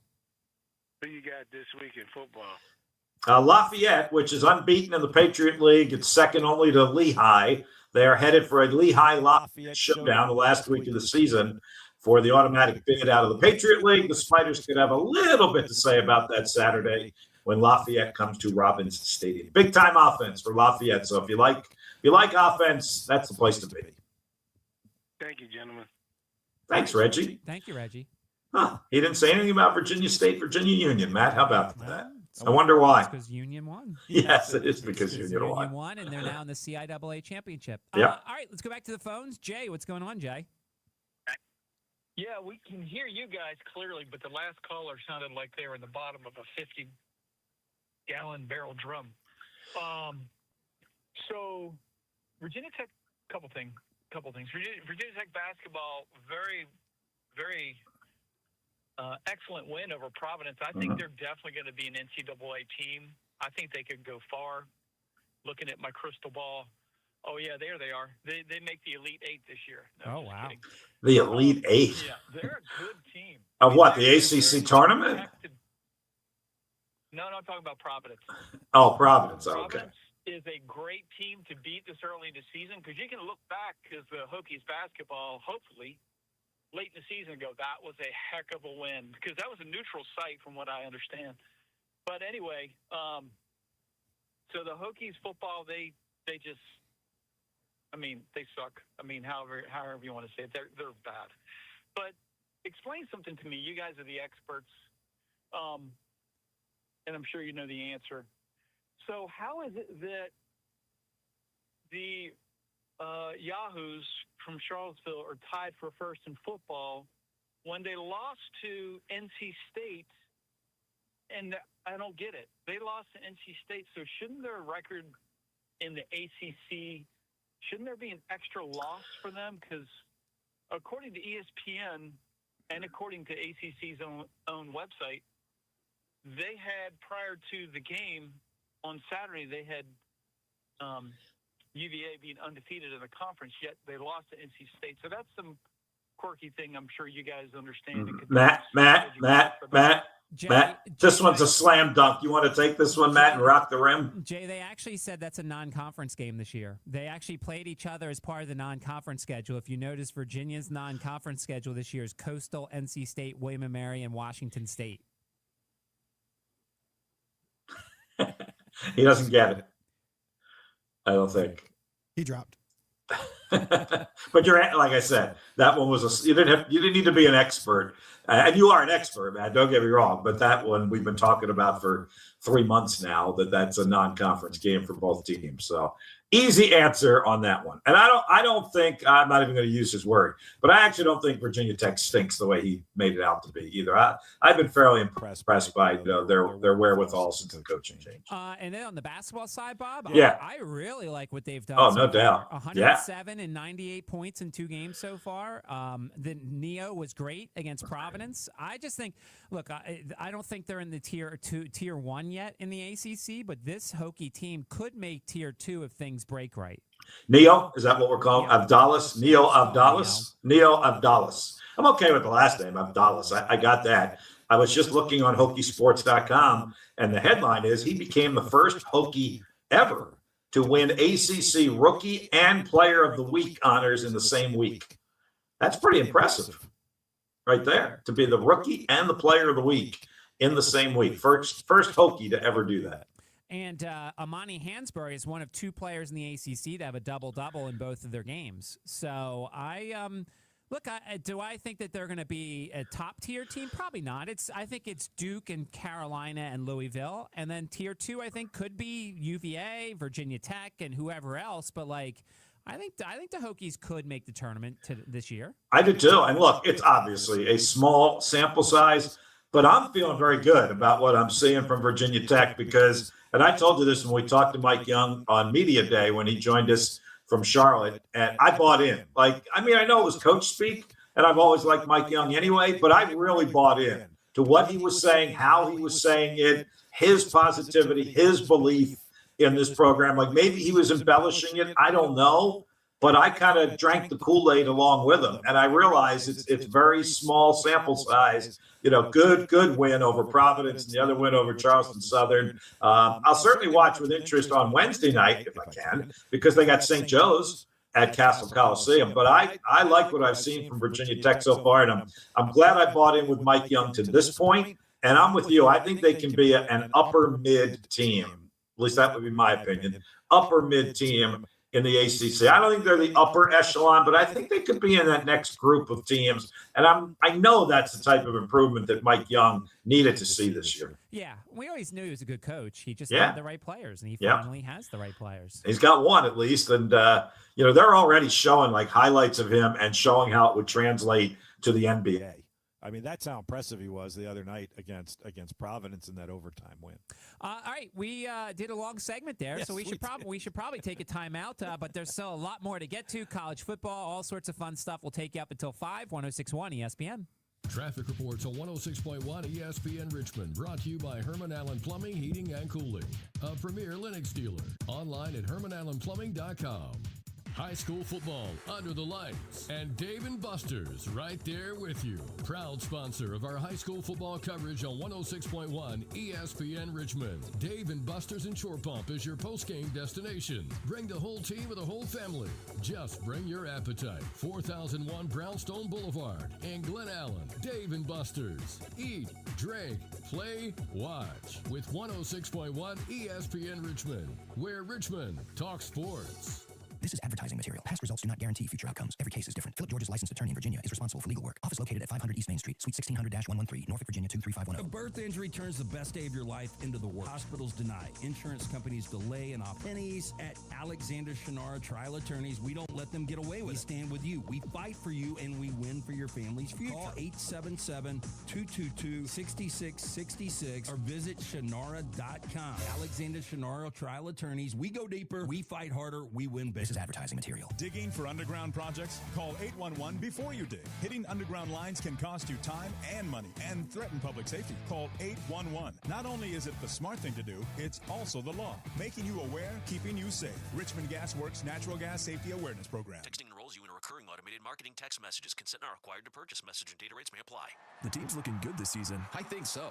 Man, I miss playing football. Ever since I turned 40, I just can't find that fire I used to have. Think it could be lower testosterone? What do you mean? I was feeling the same way. After 40, the body has less testosterone, and men lose their edge. That's why I take Nugenix Total T2. That's the testosterone booster, right? Yes, but Total T2 is their brand new formula that skyrockets nitric oxide levels in as little as 3 hours. Since I started taking it, I've been lifting like when we played for Coach Carter. My energy is way up, and it even spiced up things between me and the missus. Are they still giving out complimentary bottles? Yep, just send a text. Text AREA to 42424 for your complimentary bottle of Nugenix Total T2, the next generation testosterone booster. Text now and we'll include a bottle of Nugenix Thermo X, our newest, most powerful fat burner ever, absolutely free. Text AREA to 42424. That's AREA to 42424. These statements have not been evaluated by the FDA. This product is not intended to diagnose, treat, cure, or prevent any disease. Jack Fitzpatrick here, host of Fitz the Bill, coming at you every weekday morning, 8 to 10 a.m. On our next show, we're joined live in studio, Lake Lewis Jr., the host of the Lake Lewis Jr. Show on YouTube and our Raise and Hail Commanders insider. He's joining us live in studio beginning at 8:15 to talk all things NFL, all things Commanders. You don't want to miss it. Coming up live, 8 a.m. right here on 106.1 ESPN Richmond.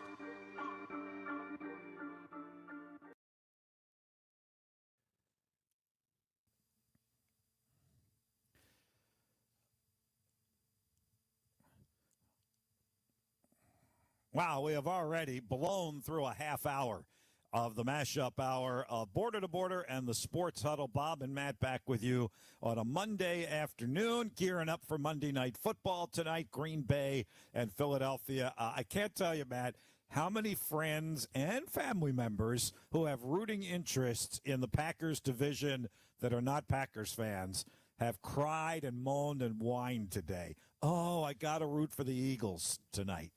And now they're spinning it. Well, we're just rooting against the Packers tonight. Well, it's like I have two Lions fans friends, and the irony is they're rooting for us tonight, and then they're going to hate us on Sunday. Right, exactly, because they play next Sunday at the Link. That's the Sunday night game at 8:20. Anyway, sorry, I didn't mean to get off track there. I know we wanted to go the college route here. And, man, kudos to your JMU Dukes there, Matt. I mean, into the top 25 now. They've got to be the top group of 5 team, don't they? I mean, I would think so. I would think that tomorrow when the rankings come out, they would be number 1. You could still probably make a case for South Florida. But, yeah, I mean, the fact that they're ranked is fascinating. Now, I don't know how much that appeals to the committee rankings, but, like – but the problem is, Bob, every time they get ranked, they lose the next game, it feels like. So that's not great. Yeah, I think they probably have some lessons learned from that. Although, when was that last time? That was a couple of years ago? So the first year they were FBS, they were ranked, and then they went down to Georgia Southern and lost the next game as like a 10-point favorite. So, and then, you know, obviously the next year they had College Game Day, and that's when they were undefeated, and they lost to App State. So the extra attention at times has not been the JMU Dukes' friend. Yep, but I think they'll handle it just fine. I think they're going to roll through the rest of this regular season, and then we'll see what happens. But, you know, kudos to them for what they've done. And, Matt, I've been saying this since it first happened. They have done this absolutely the right way. Like, I really think they have the blueprint. They have the model for how to make the move from FCS to FBS, when to do it, when not to do it. Don't knee-jerk reaction this thing. The first time it comes up, we've got to go and do it. They waited. They bided their time. They waited until the absolute right opportunity came along, and they had the resources in place, and they're reaping the benefits of it now. So kudos to them. Yeah, how many years, you'd know better than I would, how many years was that in kind of discussion about them jumping up? Whew, I'll bet it's been like a decade, Matt. I really do think that's the case, and we can ask, I think Espo, if he were to call in, I think he could let us know when this all started.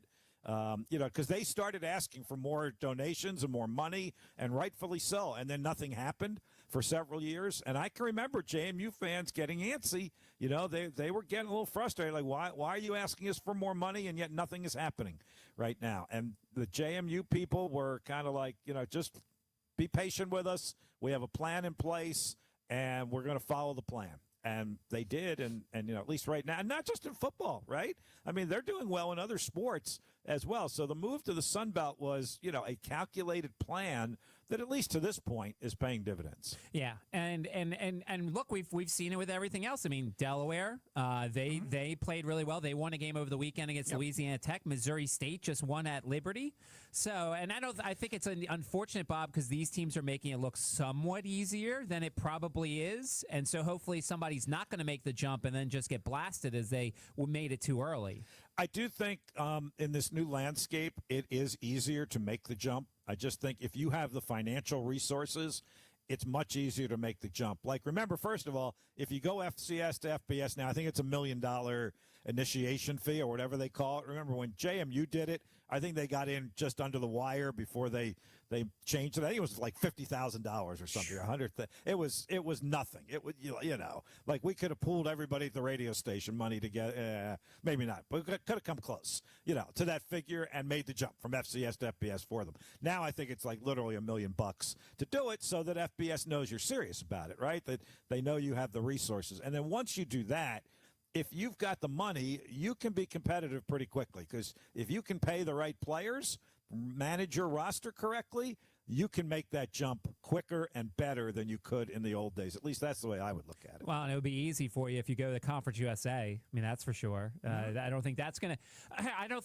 hurt, and I think that's what's gonna. It'll be interesting, Bob, in 2030 and 2031 when we have the great movement in all conferences. Like, what happens, and what does that easy conference become in the future?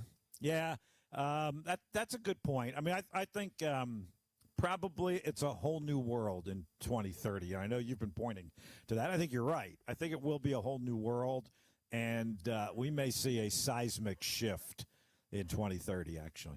Yeah, and we may not see as many teams do it. Well, because remember, Sacramento State wants to make the move, and they just can't do it. And it seem like it financially have the stuff in place that they can make the move. It's just no one will let them yet.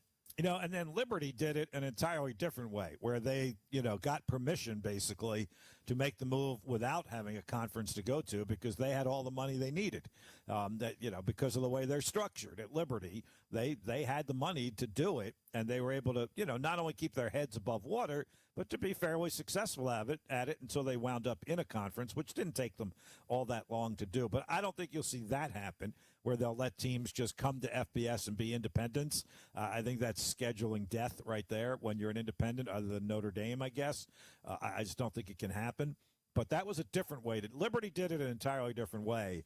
I would use the James Madison blueprint if I was an FCS team aspiring to go to FBS. We'll see what happens on Saturday. They are 20.5-point favorites against App State, 3:30 start time on Saturday. And remember, I think style points may actually matter a little bit. They have to start winning games, Bob, and putting a little margin behind it as well. Could be. I hate that. I really don't like that philosophy. I don't like to see it. I think it could make for some testy moments at the ends of games if you're trying to run up the score. So I really don't like that. But you might be right. I would go as far as to say be aesthetically pleasing, style points, but, man, don't get into a position where you're just rubbing an opponent's nose into the ground. Yeah, and I don't think Bob Chesney would do that. I don't think he's the type of guy. I mean, like Lane Kiffin, I think, would do that. I think Brian Kelly would do that if he was still coaching. Like, there are coaches, Signetti. I mean, I think Signetti would certainly do that. Chesney doesn't seem like that type of guy to me. Yeah. Boy, Signetti got away with one, huh? I know your interests were probably torn in that one as much as you hate Penn State, but they were fortunate to get out of Happy Valley with a win there. That's for sure. Well, as somebody with a 60-1 ticket on Mendoza to win the Heisman, I was very thrilled by that. Even though it was a very good catch and not necessarily a great throw. But then again, it was the only place that it was going. It was either going to be caught or thrown out of bounds. But and he was getting hit when he threw it too, wasn't he? Yeah. I mean, that was. They got lucky, very lucky. And yes, I don't love Cignetti. I need Cignetti to start being that guy that goes and helps his Heisman candidate. Like, he needs to have a Mendoza-focused game plan the last couple games of the season. Somebody asked me the other day what I thought of Cignetti from his JMU days, and my answer was, and chime in here. He was always accommodating, right? I mean, he always answered the phone when we called. He gave us interviews pretty much every week. Even at JMU, I found him to be a little bit smug. But he answered our questions. He wasn't short like he was with the on-field reporter the other day before the Penn State game. But I did find him to be rather smug in his style and his beliefs. I think he assumes everyone in the media is stupid until you prove yourself different. Then that's stupid, okay. But I assume that he thinks he knows more about football than everybody, which he probably does. And I felt like when I started interviewing him after when you did it occasionally and I did it occasionally, I felt like I wore him down to the point where he realized I was not just some guy who's going to ask him terrible questions. And then, of course, he left. So then it was like all for naught. Yeah, I think that's right. And I don't actually have a problem with that necessarily. I think he answered both of our questions. I never got a yes or no answer out of him, or I'm not going to answer that question. And he never said, I'm not talking to that guy in Richmond anymore. So, I feel okay about that. And he reminds me a lot, Matt, just a little before your time in Richmond, of George Welsh at UVA. Tremendous coach, knows we'll forget more football than either one of us know. And he was very good with his answers if you asked a good question. If you asked what he deemed to be a dumb, ignorant, bad question, it was done. You weren't getting anything out of him. And I think Cignetti is a little bit the same way, actually. And, like I said, when he was at JMU, his perspective was probably a little different than it is today from the mountaintop he's on now. But I found him to be always accommodating. He always answered our questions. I just thought he was a little, I don't know if stuck up is the right word, but just a little smug in his demeanor. That's all. Just like your guy Clausen. I'm just kidding.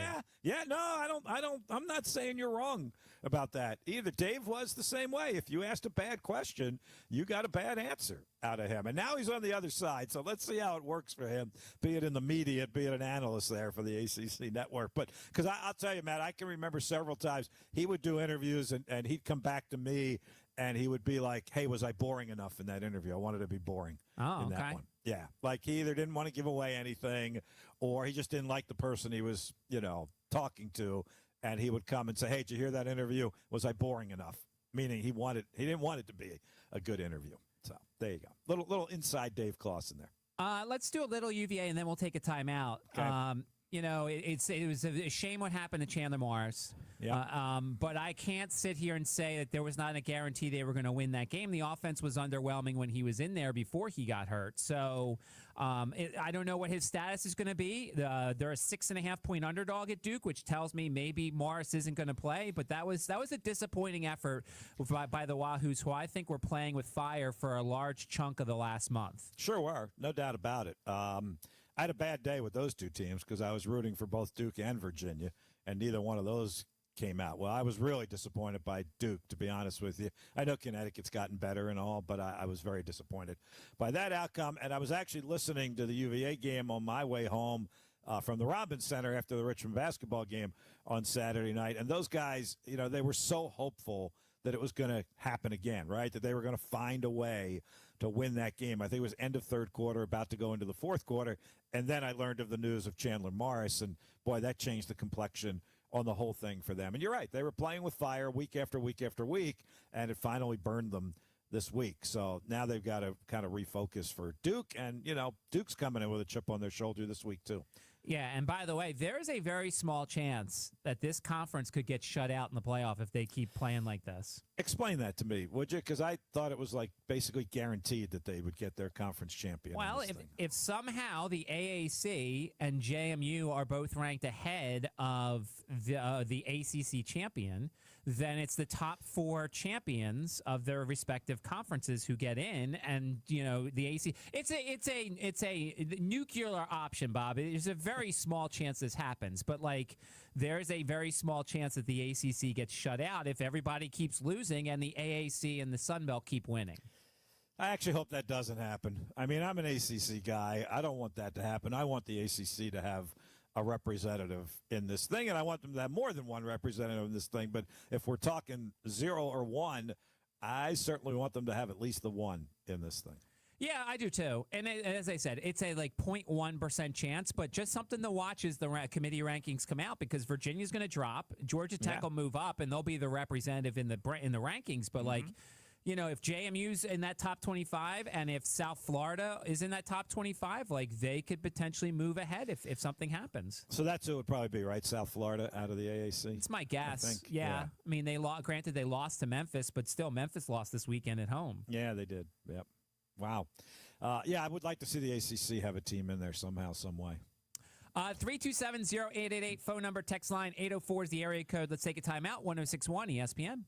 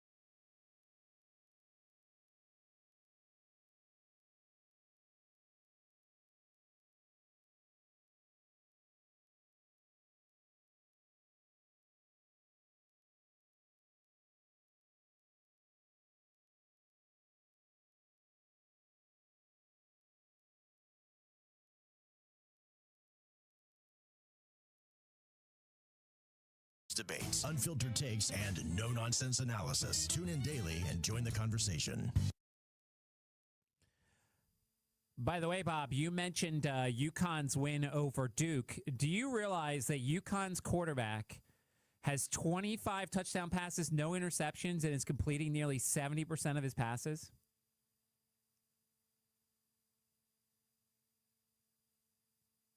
It's pretty crazy. I don't think anybody realizes, UConn's quarterback has 25 touchdown passes, 2 touchdowns rushing, no interceptions. He's approaching the NCAA record for most attempts without an interception. It's pretty incredible to think about because that's a record. I think it was Russell Wilson that has the record. Joe Fagnano has gone 343 attempts without throwing an interception this year. That name's really familiar. He's the UConn quarterback. I want to say he was at a CAA school at some point. He was. He was at New Hampshire, I'm pretty sure. Yeah. Or Maine. You're right, Maine. Maine, right? Yeah, he was at Maine. And now he's at UConn, huh? Yep. And he has not thrown an interception, and he's thrown over 340 pass attempts. Good for him. Good for him. And so here's the problem with the Heisman, Bob. I mean, in theory, you really can't get much better than that statistically. 25 touchdowns, no interceptions, a completion percentage of nearly 70%. Like, if we were votes, no, he's not. If we were really like, this is where I probably can't have a Heisman vote, Bob, because I would give him like third place or something like that. But like, this guy should be in more Heisman candidate lists, and he's just not because he's at UConn. Right. That's why. No doubt. The problem is, Bob, if David Teal ever gave me, because David Teal's the Heisman guy who takes care of this state. The problem is if he gave me a vote, my Heisman Trophy ballot would be the guy I bet on, Alonzo Barnett, and then probably Joe Fagnano of UConn. Yeah. Well, those are three legitimate choices, actually. I don't know. I don't think Alonzo Barnett and Joe Fagnano are getting many votes, but, the other guy, the Indiana guy, will be. I would think. Well, it was funny. People are like, "Oh yeah, that cinches the Heisman." I'm like, I don't think so. There's two SEC guys still going for it, so I don't think. Yeah. Well, one SEC guy and one Big Ten guy. But yeah, listen, to have a guy going this late is not bad. But that race, if we're going to be honest, we should just make the Heisman the best Power 5 player. That's just the way it is. Well, have two separate awards then, like we do here in the Commonwealth of Virginia, right? We have the Dudley Award, and then we have the Lanier Award. So the Dudley Award is for the Division I, and then the Dudley Award beyond, and then the Lanier Award beyond that. So have two different awards. Do you prefer having the Group of 5 get into the main tournament, or the Group of 5 having their own tournament and maybe their champion playing the other champion? No, I like it more all in one. I think I'd rather see it, and I don't know that it is going to stay that way. I think your second option may have a chance of happening, but I would rather see them play with the big boys and see what they could do.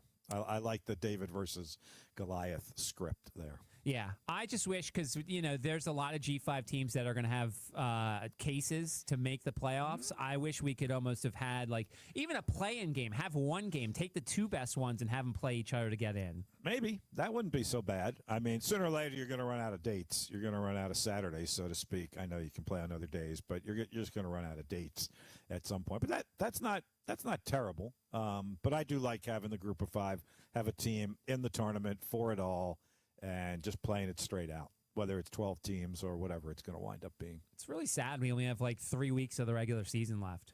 It's gone by fast, hasn't it? It's terrible. It's terrible. I enjoy it way too much, Bob. But we still have a ton of rivalry games left. We still have conference championship week and then 75 bowls, which is gorgeous to me. You see, my problem there is I don't watch much college football on Saturdays, obviously, because I can't, whereas I can watch tons and tons of college basketball.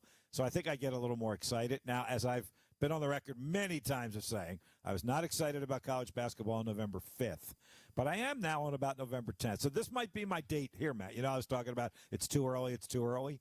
And it's never going to go back to Thanksgiving weekend, which is what it was when I first started doing games. But November 10th could be a sweet spot date for me. If college basketball would just push it back a week to November 10, when there's 1 or 2 weeks left in the college football season, I could probably deal with it a lot better. But we're plowing through. Yeah, 2 or 3 games in. The Atlantic 10, other than Loyola Chicago, Bob, the Atlantic 10 not doing terrible. Yeah, that's a little bit of a surprise, right? They were supposed to be pretty, and they still could be pretty good. I don't know what's happened to them, though. Yeah, these have been home games, haven't they? Yeah, quad 4 loss. I mean, is it the unfortunate passing of their number one fan? Is that Sister Jean? Yeah. I don't know. You would think she'd be smiling down on them. I'm sure she's smiling down on them, but they got to find a way to reciprocate. Yeah, that's for sure. One game tonight, St. Louis is hosting Lindenwood, so that should be another victory for the Atlantic 10 tonight. And then we'll see what happens tomorrow when they've got a whole host of games, including William & Mary and Richmond. Dayton, Cincinnati tomorrow, Bob. That's a good one. That's the Skyline Chili Classic or something like that between those teams. So I'm glad they're playing. That's a really good rivalry game for sure. And, Richmond's got back-to-back state opponents here, William & Mary this week and VMI next week. Tomorrow night could be a run-and-gun kind of game, the way the Spiders are playing now. They're getting up and down the floor a lot quicker, and William & Mary under Brian Earl has that up-and-down, jack-em-up kind of game. So, and those two guys are really good friends, Chris Mooney and Brian Earl, both Princeton guys. So that could be a fun and entertaining game. And look, and I know you mentioned we'll talk to Mike London tomorrow, but if you're a William & Mary fan this weekend, I hope you're getting your wits back about you, because you mentioned it, the football team was down 11 points with 2 minutes to go in the game and found a way to win in overtime. And the basketball team was down 9 with under 5 minutes to go in their game at Norfolk State, one of your favorite teams, and found a way to rally and win that game. So it was a pretty good weekend to be a fan of William & Mary. Yeah, that's for sure. Richmond, a 10.5-point favorite tomorrow. No total yet, but we'll see. 10.5. They do know that William & Mary beat them last year, right? Bob Vegas knows everything. I know. They know everything. They know. Different cast of characters. Yes. Especially for the Spiders and somewhat for William & Mary's. William & Mary lost like 6 guys, Matt, but only one of them to the transfer portal. How old school is that? They lost 6 guys. 5 actually graduated and ran out of eligibility, and 1 transferred. So they've got, a decent number of new guys as well, and we've well documented what Richmond has in the way of transfers and new guys. Let's take our final timeout. We'll wrap things up after this. 106.1 ESPN. And cooling, plus the leading technology from Lennox. Now that's a perfect duo. For a limited time, we're offering up to $1,500 in rebates, or qualified buyers make no payments, incur no interest for 60 months when financing a new Lennox system. Plus, receive up to $2,600 in federal tax credits. Call Herman W. Allen Plumbing, Heating and Cooling today at 804-746-5853, or visit us online at hermanallenplumbing.com to learn more. Nothing Bun Cakes is all about bringing joy. We're your one-stop shop for all occasions and holiday celebrations. Stop by any one of our 5 Nothing Bun Cakes bakeries in the Richmond area, or visit online at nothingbunCakes.com. Nothing Bun Cakes is all about bringing joy, from happy birthday to just because moments. Make every celebration sweeter. Stop into Nothing Bun Cakes and try one of our world-famous buns. 5 locations in Carytown, Midlothian, Short Pump, and Colonial Heights. NothingBunCakes.com. Operation Holiday 100 calls on families, churches, businesses to host a food drive and make a difference. Big or small, every food drive helps feed our neighbors in need. Register your food drive today and join the 100 at cfboc.org. 106.1 ESPN in your pockets. Download the app for on-demand shows, live updates, podcasts, and sports takes hotter than a game-winning drive. Your team, your way. Get it now. All right, Bob, what is your prediction for tonight? Oh, that I'm going to be able to watch the game.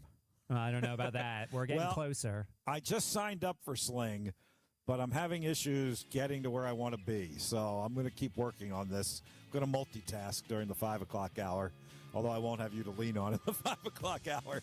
Jake Holley's going to join us, by the way, the voice of the tribe of William & Mary, talking about their comebacks and preview the Richmond basketball game tomorrow. So I'm going to go Eagles. That's more with my heart than my head.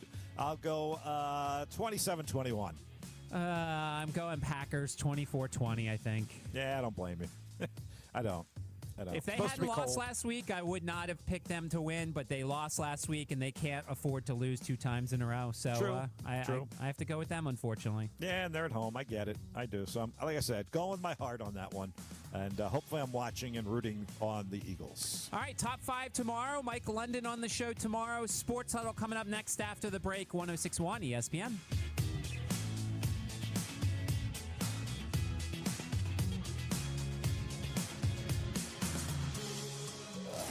Flying out of Richmond? Just park and go. Richmond's Park and Go provides door-to-door shuttle service to the terminal, so there's no waiting, no hassle, and it's safe and secure. For the best deal in airport parking, simply visit and book a reservation at bookparktheletterNgo.com, or just download their app in the Play Store. They're ready for you 24/7, 365 days a year for your airport parking needs. Come see how easy and hassle-free airport parking can really be at Park and Go. Sometimes your child might see something that just doesn't feel right. Changes in a classmate's behavior, withdrawing from friends, disturbing art, a hit list. self-harm. Talk to your child, because one concerning behavior may not seem like a big deal, but it could be a warning sign. Tell them, if something seems off, don't dismiss it. Talk to an adult. Ask for help. They just might save a life. To learn more, visit oktospeakout.com. Herman Allen Plumbing, Heating, and Cooling, plus the leading technology from Lennox. Now that's a perfect duo. For a limited time, we're offering up to $1,500 in rebates, or qualified buyers make no payments, incur no interest for 60 months when financing a new Lennox system. Plus, receive up to $2,600 in federal tax credits. Call Herman W. Allen Plumbing, Heating, and Cooling today at 804-746-5853, or visit us online at hermanallenplumbing.com to learn more. Okay, I have to tell you, I was just looking on eBay where I go for all kinds of things I love, and there it was. That hologram trading card. One of the rarest. The last one I needed for my set. Shiny like the... designer handbag of my dreams. One of a kind. eBay had it, and now everyone's asking, ooh, where'd you get your... windshield wipers. eBay has all the parts that fit my car. No more annoying. Just beautiful. Millions of finds, each with a story. eBay. Things people love. This Thanksgiving at Total Wine & More, find Pinot Noirs and Cabernets that you adore. Our helpful guides are so friendly and nice. So many bottles to try at the lowest price. So gather with friends as you sit down to eat.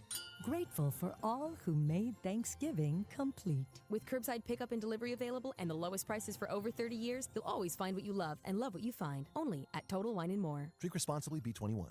Earlier on Clinton and Friends. For LeBron James, you're not playing. You've already been sort of side-noted out of the leadership elements of this team as a result of Luka's arrival. The questions of what happens when Planet LeBron effectively re-enters the atmosphere for the Lakers is one that I'm not sure anybody has an answer to, because this is a brand new situation. Clinton and Friends, weekdays from 10 to noon Eastern on ESPN Radio and on the ESPN app. Texting privacy policy and terms and conditions posted at radiodirect.com/privacy. Texting enrolls for recurring automated text marketing messages. Message and data rates may apply. Reply stop to opt out. Text help for help. Consult a doctor prior to use. Wow, you look amazing. What have you been doing? You've heard of Ozempic, Wegovy, and the other GLP-1 medications that are all over the news, right? Well, I found this great company called Zelfie. And if you qualify, you can get medications like Ozempic and Wegovy and other GLP-1s at 80 to 90% savings without insurance. All 100% online. Wait, I can get GLP-1 medications for 80 to 90% less and do it all online? No long wait at the doctor's office or pharmacy? Yes. Zelfie can provide semaglutide and tirzepatide, the active ingredients in Ozempic and other expensive GLP-1s, for 80 to 90% less and shipped direct to your door. Amazing. How do I get started? Just send them a text. Text SLIM to 797979 to get started today with Zelfie. Get the same active ingredients in Wegovy or Ozempic for 80 to 90% less, 100% online. Don't wait. Text SLIM to 797979 right now for your exclusive offer. Text SLIM to 797979. That's SLIM to 797979. These statements and products have not been evaluated or approved by the FDA for weight loss. 1 in 6 seniors faces the threat of hunger, and millions more live in isolation. Drop off a hot meal and say a quick hello. Volunteer for Meals on Wheels by donating your lunch break at americaletsdolunch.org. This message brought to you by Meals on Wheels America and the Ad From the ESPN studio, presented by Ortho Virginia. Find one of Ortho Virginia's orthopedic locations at orthovirginia.com. W291CL Lakeside Richmond. WURV HD2 Richmond. We are 106.1 ESPN. Sports Center. I'm Christine Lisi. A coaching change made by the Giants off to a 2-8 start the third straight year. They've fired head coach Brian Dable. Assistant head coach and offensive coordinator Mike Kafka is the interim coach. Joe Shane remains the GM and will lead the search for a new coach. And there will be plenty of interest in that job, partly because of Jackson Dart, explains ESPN NFL insider Adam Schefter. Whoever coaches this team, Matt, will be taking over a very attractive roster. It has a young quarterback, though he has obviously had issues this year staying on the football field and with concussion protocols. They've got Malik Neighbors, Cam Scatterbo. There is a lot of talent on this roster. Bengals quarterback Joe Burrow returned to practice today in a limited capacity, and the 21-day window to come off injured reserve has been opened. Burrow's been out recovering from surgery to repair a turf toe injury. Guardians pitcher Luis Ortiz appeared in federal court today on charges accusing him and teammate Emmanuel Clase of taking bribes to help associates in their native Dominican Republic win prop bets placed on pitches they threw. Ortiz's bond set at $500,000.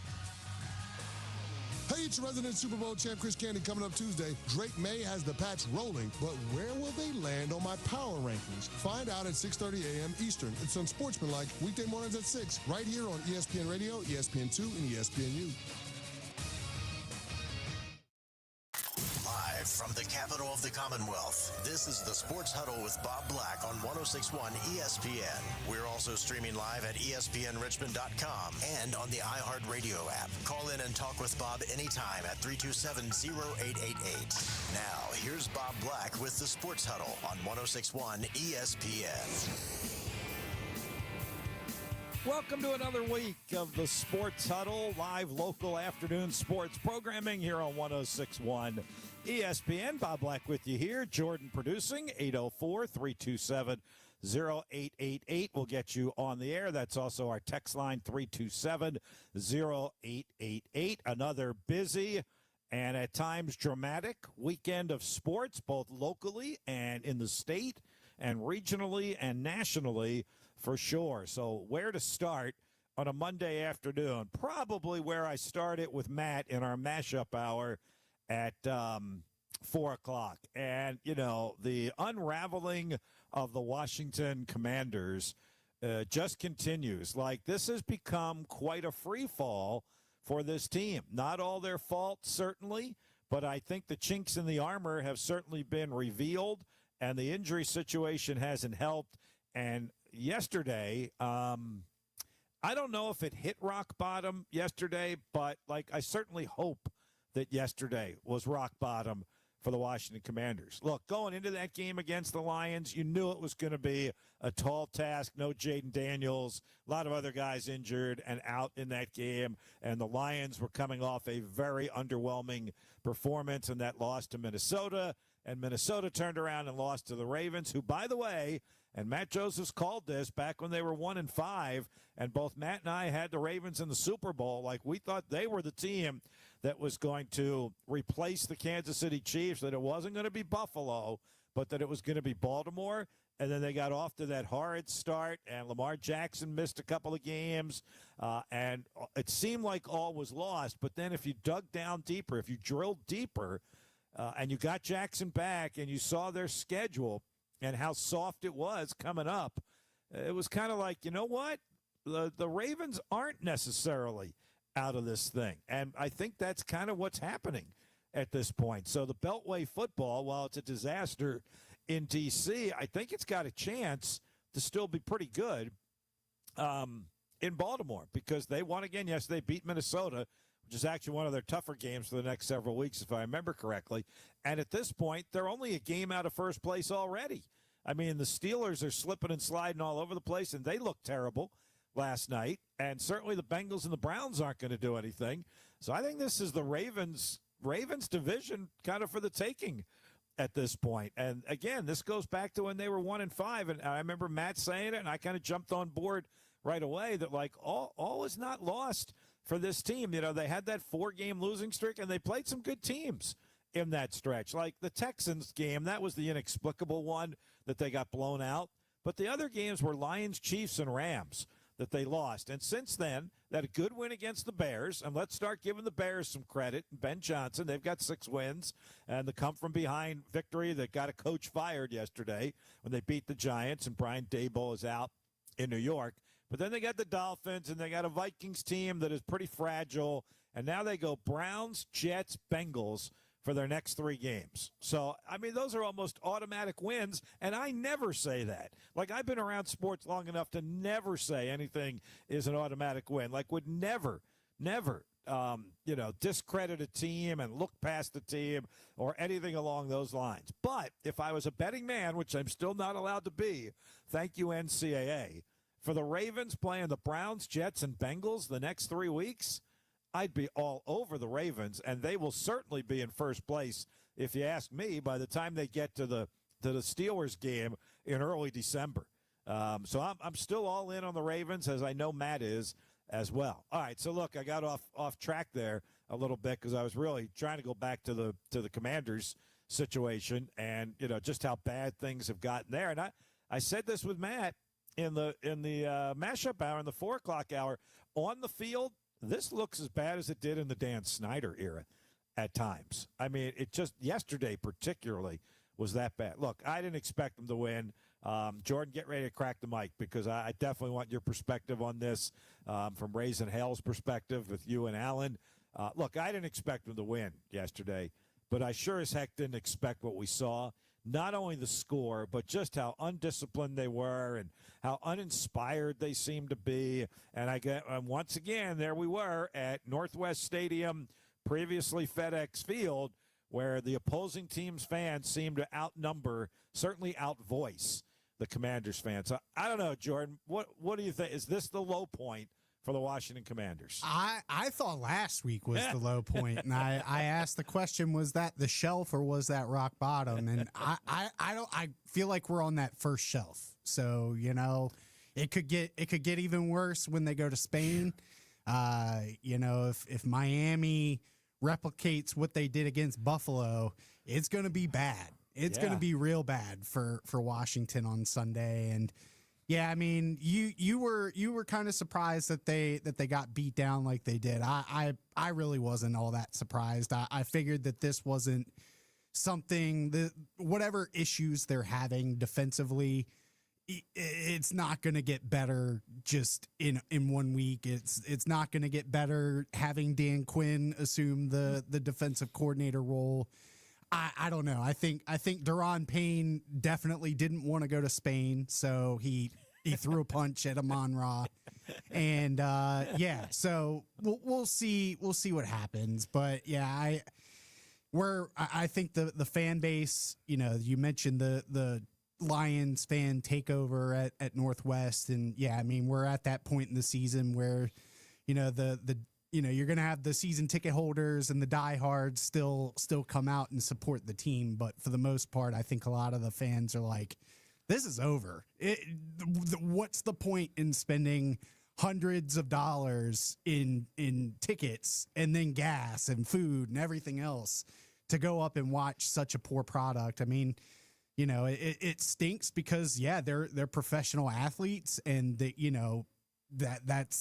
that's what it is. And I don't know. I just, it's a rough go right now. It does feel eerily similar to one of those bad teams during the Snyder era. But I think obviously what sets those two things apart is the fact that they have a competent owner who cares about the team. Mm-hmm. They have a general manager who, didn't do the best job in the offseason putting the roster together for this year, but based on the year before seemed to be headed in the right direction and seems like he's capable of building a competitive team. So I don't know where the disconnect was just between the players and the defensive coaching staff or whatever. And maybe it's just unfortunate that's how football goes. Like one team has to lose, and unfortunately, it seems like Washington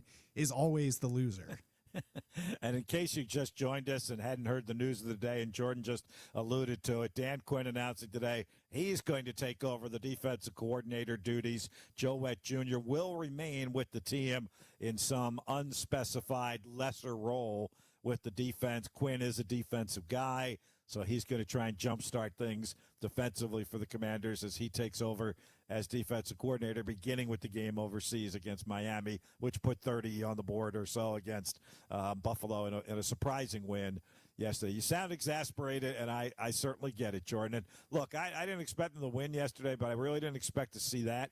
Not only the score, but also as undisciplined and, as I said, as uninspired as they were. That's really cause for concern, if you ask me. Yeah, I just think that's really cause for concern. I mean, I knew they weren't going to win, but going into halftime only down 12, I felt like they were okay. They were in an okay spot. Mm-hmm. They managed to get on the scoreboard at some point, but yeah, just that second half, we talked about it all last year, how they were such a good second half team and making adjustments and everything, and it's just the complete opposite this year. Off of John Kime's story on ESPN.com, here's really all you need to know. The defense did not force a punt yesterday. The Lions, I guess, scored something on every possession until the end of the game when they just went to victory formation and scored 44. And now Washington, in a 5-game losing streak, in the last 4, has given up 154 points in the last 4 games, which is the most ever, well, since the 1954 season. So pretty close to ever. So those kind of the things you need to know and can answer the question why they made the move when they did. We'll see if it gives them a little bit of a bump defensively to have the head coach in the defensive meeting rooms, on the practice field, a different voice and the most important voice to those players out there. So that was the story out of the Commanders game. Oh, and the other thing I'll say, Jordan, so I've got a family member, the wife is a Detroit Lions fan, and we really considered going to the game yesterday, even as late as yesterday morning, right? Because the game was at 4:30, 4:25. We could have hopped in the car at noon and still been there in time. And I looked on some of those third-party ticket sites. I was amazed at the amount of tickets that were available at a reasonable cost. And you could have sat in the lower level at about the 35-yard line for what I would consider a reasonable non-scalping price. And I'm sure that's all those Commanders fans just trying to cut their losses, right? Yeah. It was amazing. Or we didn't go, as it turned out. We didn't go, so we didn't get soaked. We didn't get rained on, and sat on the couch. And she enjoyed a big win by the Lions. But I would have done it. Like for those prices, I was shocked. Yeah, this is. I mean, if the Sunday night game doesn't get flexed, yeah, right. And I thinking about it, because that game is it's Sunday night of Thanksgiving weekend, so I don't know what potential early window games from Sunday, because I think all the good games are going to get played on Thanksgiving. So I don't know who if they do decide to flex that game. Otherwise, I think NBC is just going to be looking more for a Denver just route. It's going to be all about Bo Nix. Yep. All right, let's have some more positive sports conversation this afternoon, shall we? And I'll tell you how we're going to do that as we get the 5 o'clock hour of the Sports Huddle underway. These are this afternoon's top sports stories. I'm sure you'll be fascinated by all the stories you have to tell. This is today's Drive Home Headlines. All right, I think this is going to be a real fun next 45 minutes of the Sports Huddle. I hope it's fun every day for all of you, as it is for us, for Matt and for Jordan and for me. Coming up after the break, we're going to talk some William and Mary sports. It's kind of like William and Mary week or fortnight here. I'll steal that phrase from Wimbledon, the fortnight, the 2 weeks that is, because William and Mary's football and basketball teams, men's basketball teams, both had incredible comeback victories on Saturday. No more so than football, which was truly amazing, but basketball did as well. And then Hoops is playing at the Robins Center tomorrow night against Richmond. Both teams off to a 2-0 start. And then the football rivalry, the Capital Cup, is a week from Saturday in Williamsburg as well. So Jay Colley, the veteran, longtime voice and longtime friend of yours truly, is going to join us next. He's a little under the weather, but he said, for the Sports Huddle, I'll do it. So we want him to conserve his energy and conserve his voice, because he's got some big games coming up too. But off of their weekend and what's coming up ahead, really looking forward to checking in with Jay. He joins us after the break. 5:30, we'll do our motorsports update, brought to you by the Insurance Doctor. And Jordan's a big Formula One fan, F1 fan. They take center stage now that NASCAR is done, so he'll bring us up to date on that at 5:30. And then 5:45, we have our Herman Allen Sports Play of the Week. I actually had a request for this one today, and I agreed with it because it had national headlines, but also very much of local interest. National and local for our Herman Allen Sports Play of the Week at 5:45. Let's get the break in here. Jay Colley, the voice of the tribe, joins us next on the Sports Huddle. Tune into the ESPN Richmond Herman Allen Sports Play of the Day, presented exclusively by Herman Allen Plumbing and Cooling, your premier Lennox dealer. Cooler fall temperatures are coming, and that means perfect weather for a round of golf at Queenfield Golf Club. Queenfield is a beautifully secluded 18-hole course just a few minutes east of Mechanicsville that offers a spacious driving range, practice greens and bunkers, and professionally maintained golf course. Take the afternoon off or schedule your tee time today by calling 804-769-8838 or reserve your spot online at queenfieldgolf.com. Queenfield Golf Club, RVA's best kept secret. Nothing Bun Cakes is all about bringing joy. We're your one-stop shop for all occasions and holiday celebrations. Stop by any one of our 5 Nothing Bun Cakes bakeries in the Richmond area or visit online at nothingbuncakes.com.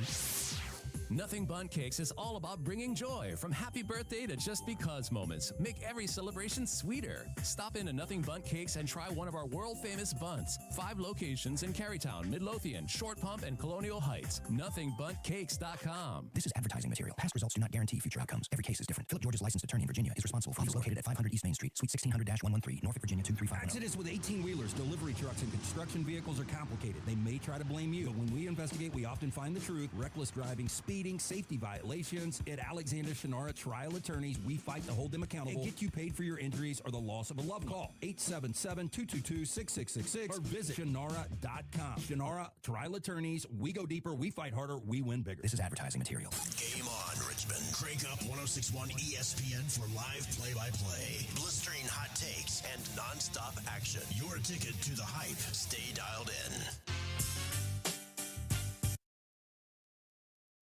Tribe defense coming up big in the overtime, forcing the field goal, giving their offense this opportunity to win it right here in the first overtime.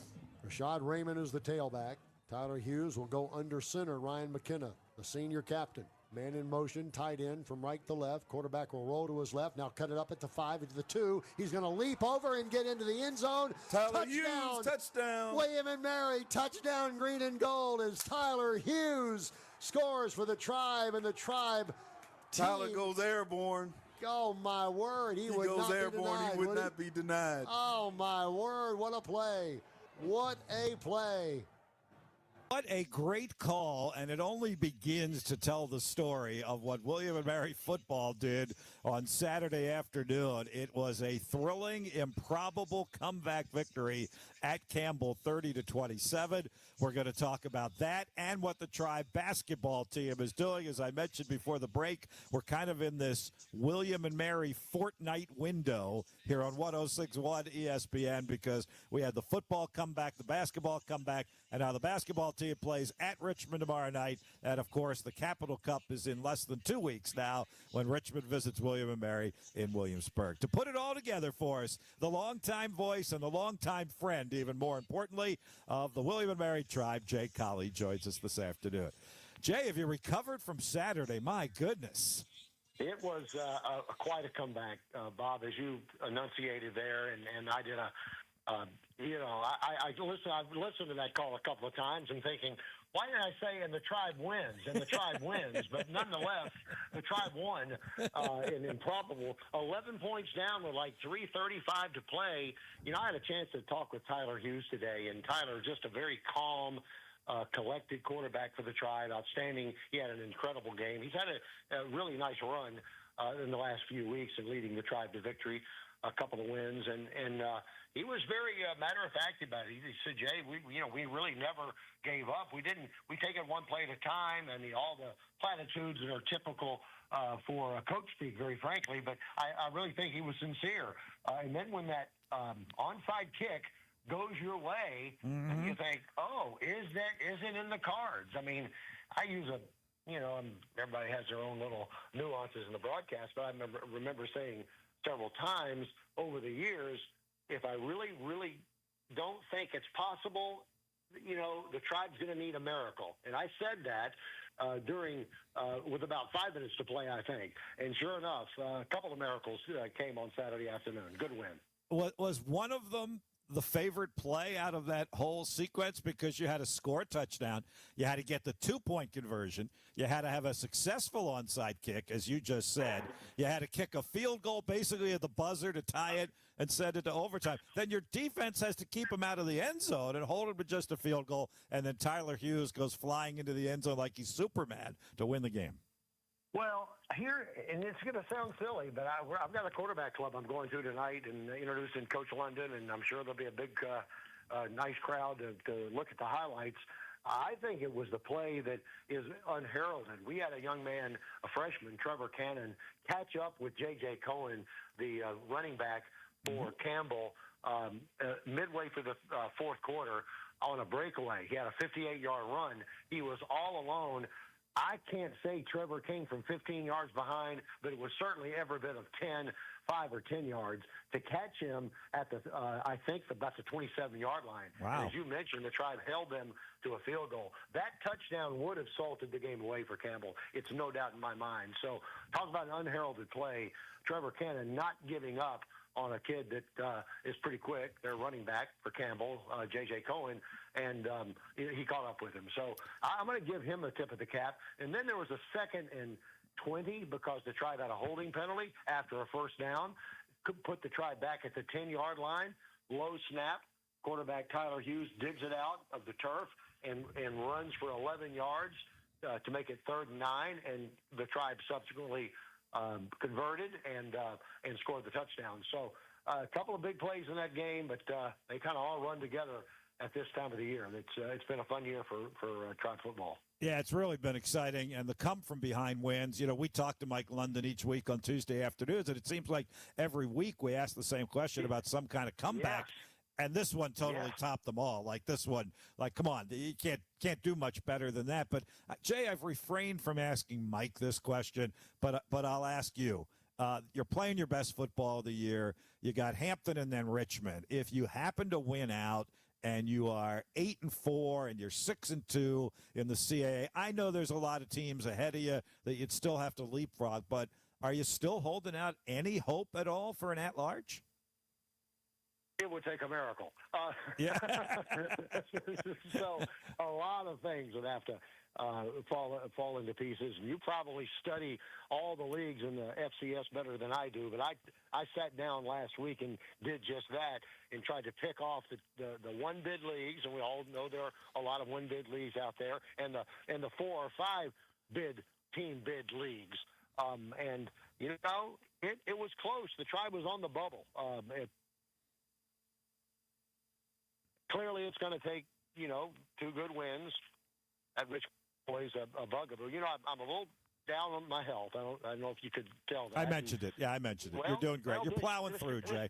This time of year, Bob, I hesitate to take any drugs for my health because I think it might help Richmond in some way, shape, or form. So well, then let me send a couple. I'll send a couple Tylenol your way, Jay. I appreciate that. I do appreciate it, but nonetheless, looking forward to seeing you tomorrow night for basketball too. I don't know whether it's a tip-off, a kickoff, or icing the. We love, I say this all the time, Jay. For those of us in the business, this is the challenging time of year, right? The crossover season. But fans love it, right? They can't get enough of it. They can watch their football team in the afternoon and their basketball team at night and just have a great day. For us, it's a little bit more of a challenge, isn't it?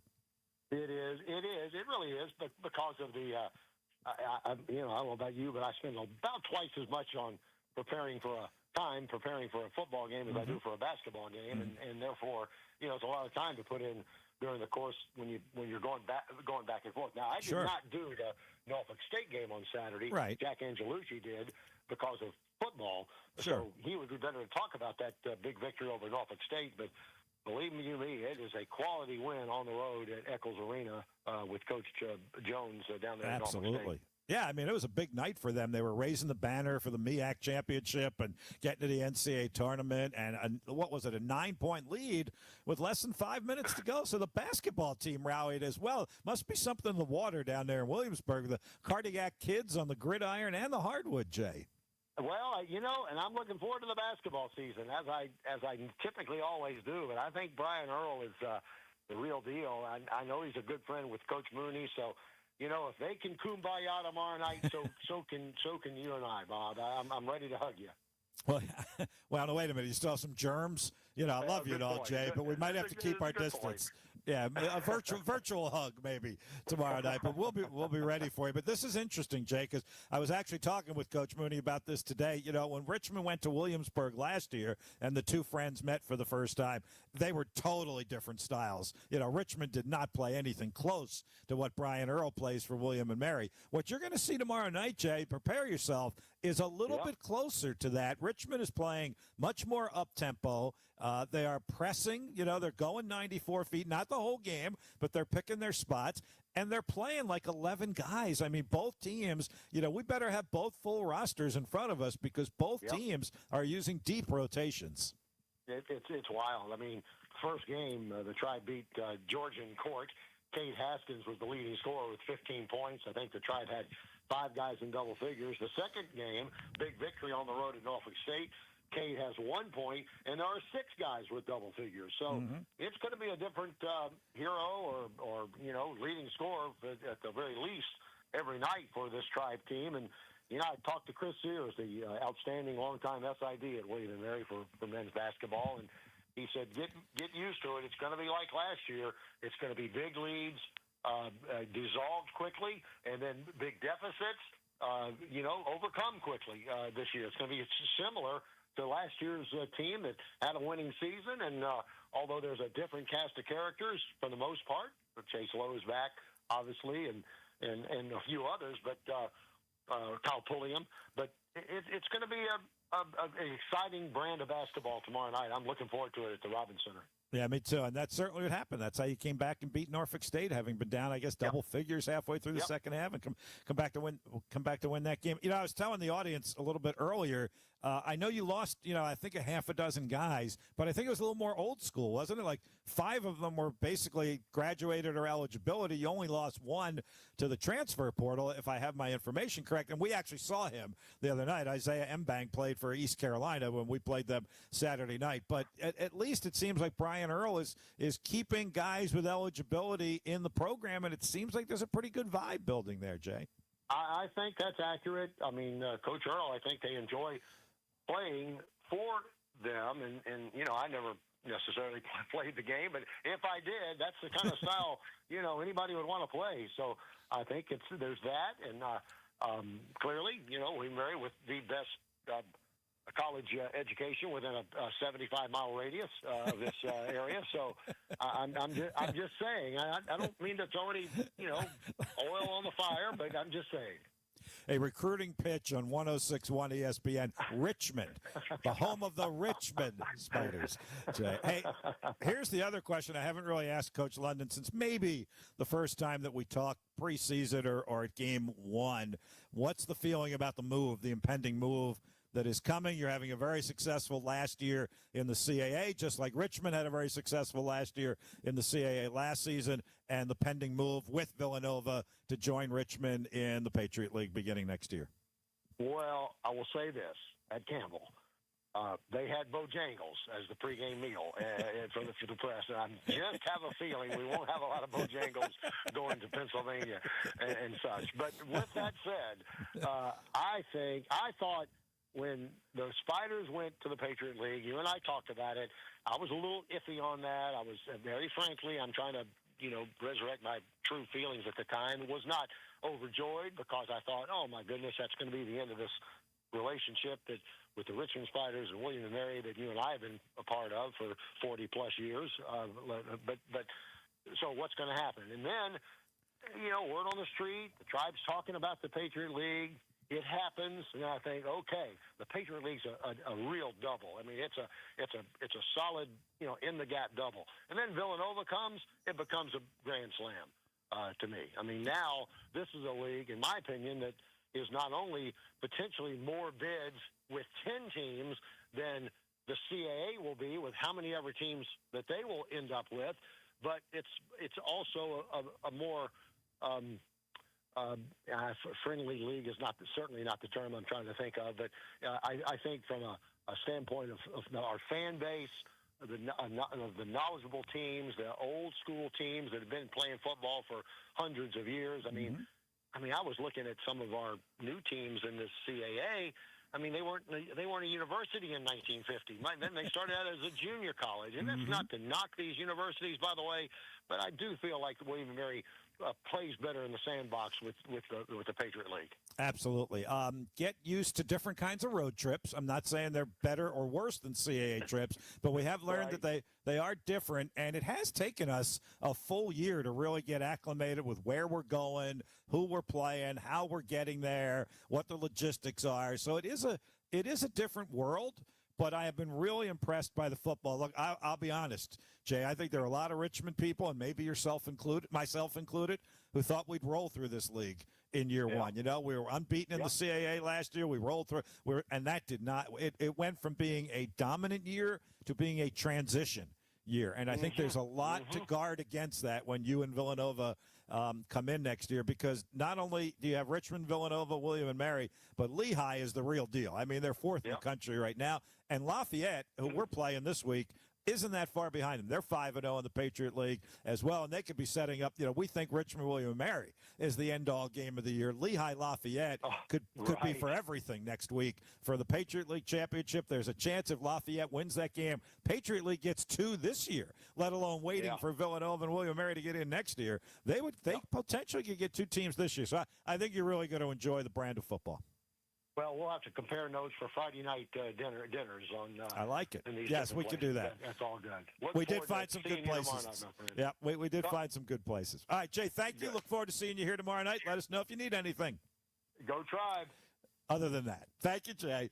Jay Colley, the longtime voice of the Tribe of William and Mary. By the way, 1 year longer than Bob Black, the voice of the Richmond Spiders. So I always want to keep Jay in the saddle so that I can say he's the old guy in the Commonwealth of Virginia. I'm his junior partner because he's been at William and Mary 1 more year longer than I have been at Richmond. All right, really enjoyed that, and you'll hear the game tomorrow night, 6:30 airtime, 7 o'clock game time. Good state rivalry matchup in basketball this week, Richmond and William and Mary. And I should mention this, and I've been asking everybody else to mention it, so I better listen to myself here. Part 2 of the Richmond, William and Mary rivalry is actually not the football game. That will be part 3. Part 2 is the women's basketball game, which will be Wednesday night at William and Mary. And we used to do this in the old days, and we're bringing it back. We're coming full circle. We're actually going to broadcast live the Richmond women's game at William and Mary on Wednesday night from Williamsburg. 6:55 airtime. We'll get you right into the game. Blaine McCormick and our assistant athletic director for communications and William and Mary grad, Jason Vita, will be on the call for the Spiders here on 106.1 ESPN. The game live video is on Flow Sports.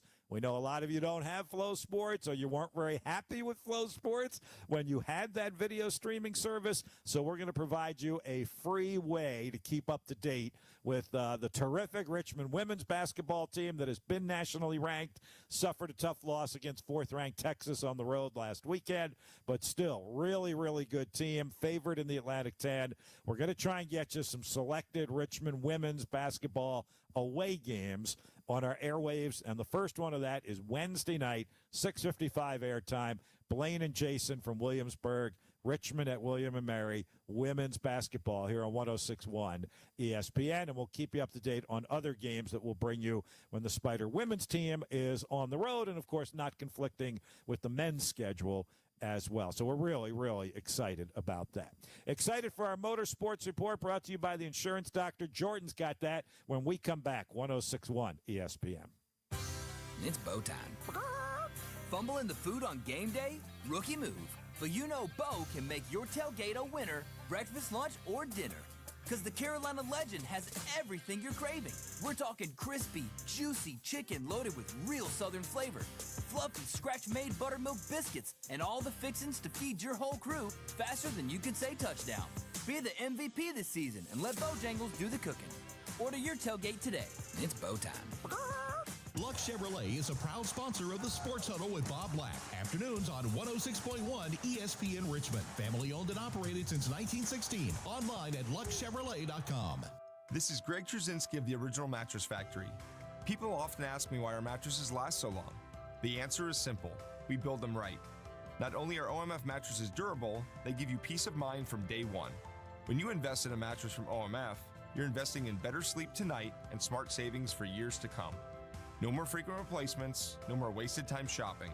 To learn more about the true value of durability, visit originalmattress.com and read our latest blog on getting the most from your mattress investment. My brother-in-law died suddenly, and now my sister and her kids have to sell their home. That's why I told my husband we could not put off getting life insurance any longer. An agent offered us a 10-year, $500,000 policy for nearly $50 a month. Then we called SelectQuote.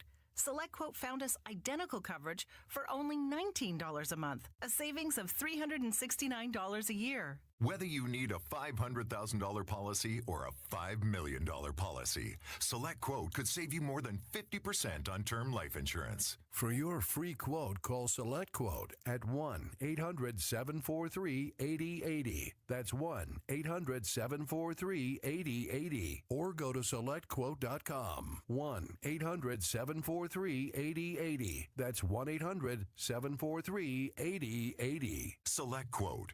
We shop. You save. Full details on example policies at selectquote.com/commercials.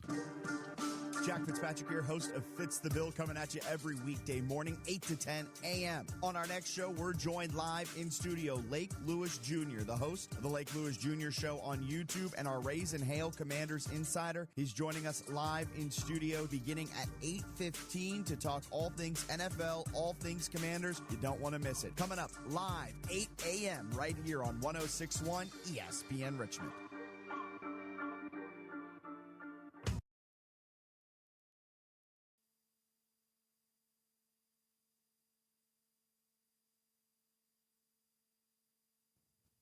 Wow, we're going faster than a NASCAR race car right now. Of course we are, because NASCAR is done and all the cars are in the garage. Of course we're going faster. 106.1 ESPN Richmond's auto racing coverage is brought to you by the Insurance Doctor. Visit myinsurancedoctor.com to get a quote from one of their 8 locations in the Richmond-Chesterfield area for peace of mind on and off the track. Well, NASCAR is done, but Formula One, F1 is certainly not done for the season just yet, and Jordan is here to fill us in on that. And, Jordan, I guess any NASCAR news that might have been coming from the garages in the last week since the championship last week, but I know the F1 guys are still on the track, right? Yeah, it's all quiet on the NASCAR front for now. Still no word as to when NASCAR will be announcing its new championship format for starting next year. We'll keep an eye on that as it comes. But Formula One was in Brazil, in Sao Paulo over the weekend for the I can't talk. The Grand Prix of Sao Paulo.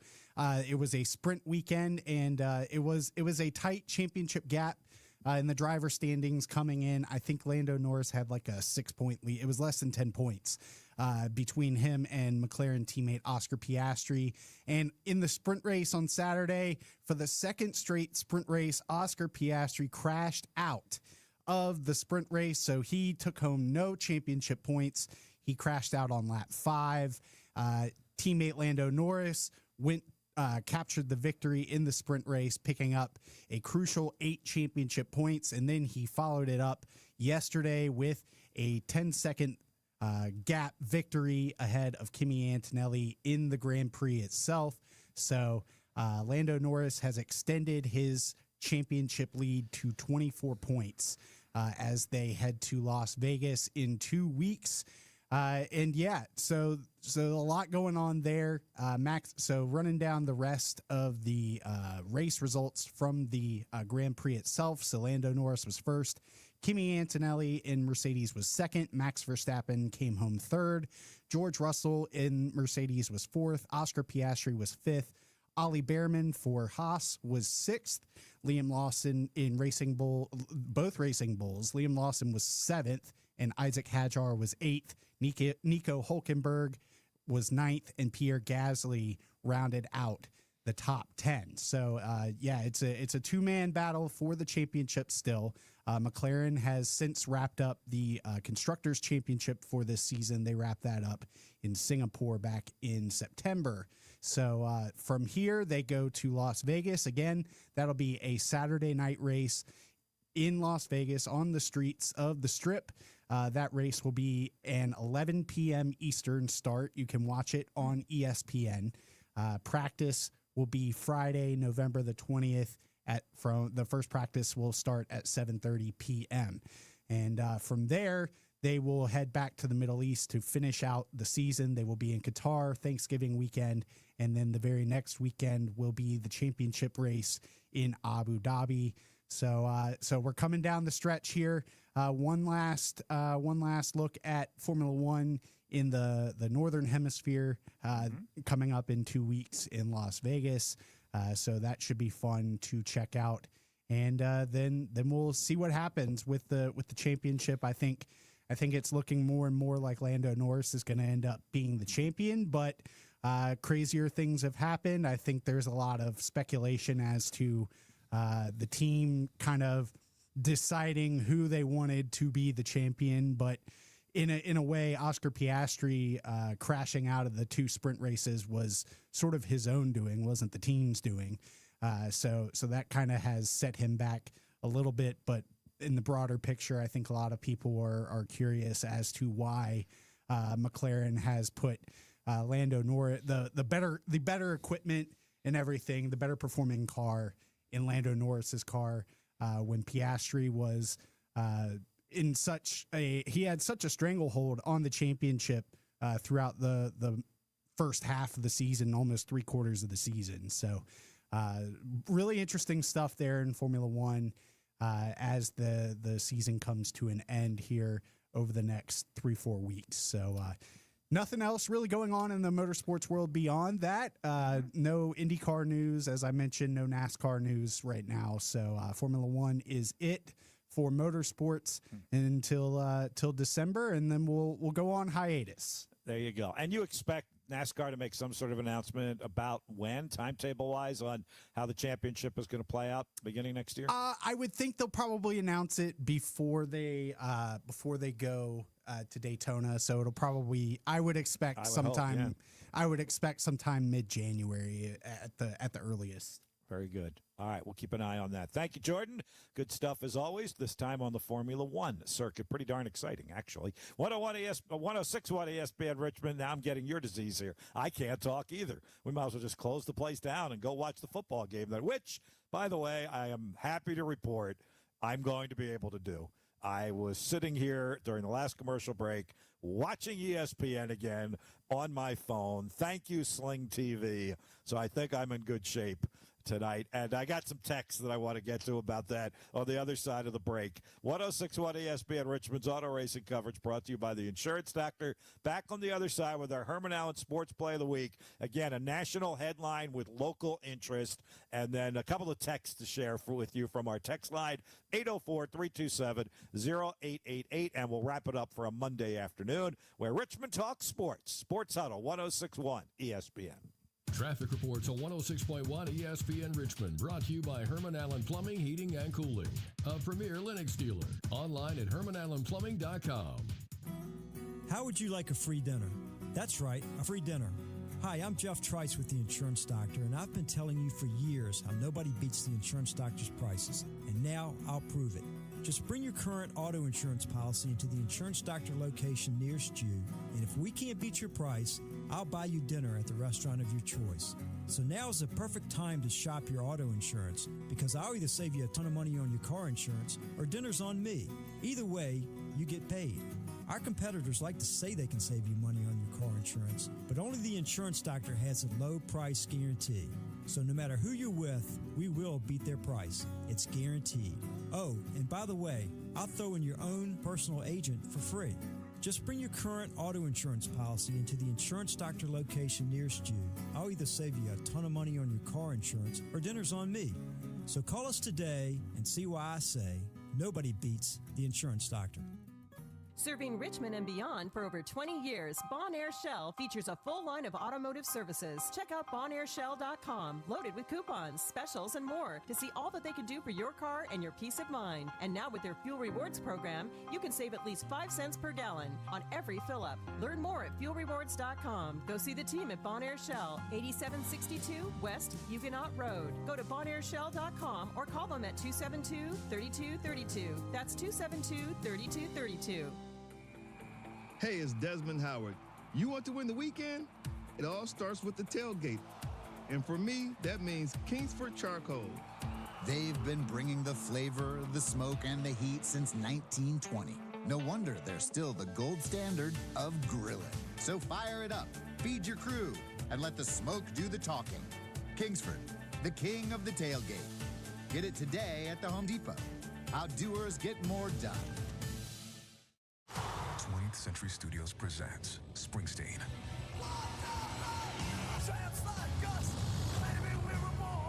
Witness a true story of risking it all. These new songs, they're the only thing making sense to me right now. To fight for what you believe in. This is not gonna be good for Bruce. Don't need to be perfect. I just want it to feel right. Springsteen, rated PG-13. Parental guidance suggested for children under 13. Now playing only in theaters.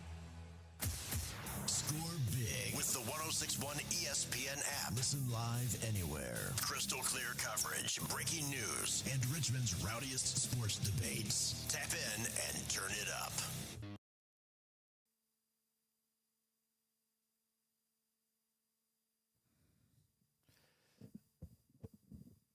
All right, let's roll into our Herman Allen Sports Play of the Week, presented exclusively by Herman Allen Plumbing and Cooling, your premier Lennox dealer.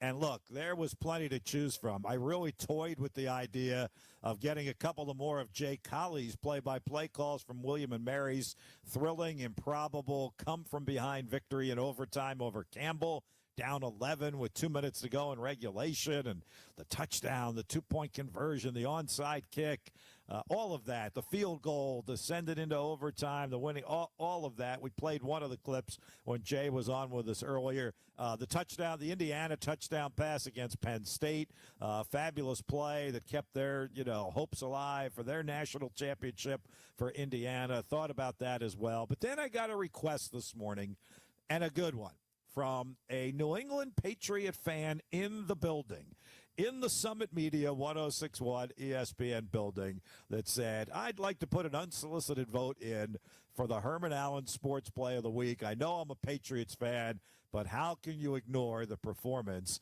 of one Travion Henderson from yesterday with the Patriots as the rookie bursts onto the scene, the Hopewell High product, has an unbelievable day, 14 carries, 147 yards, and 2 touchdowns. And I said, absolutely. I know you're a Patriot fan, Scott, but this one's for you. They are now 8-2 for crying out loud and leading the AFC East. And Travion Henderson, the pride and joy of our area, 147 yards and 2 touchdowns. And how cool is this?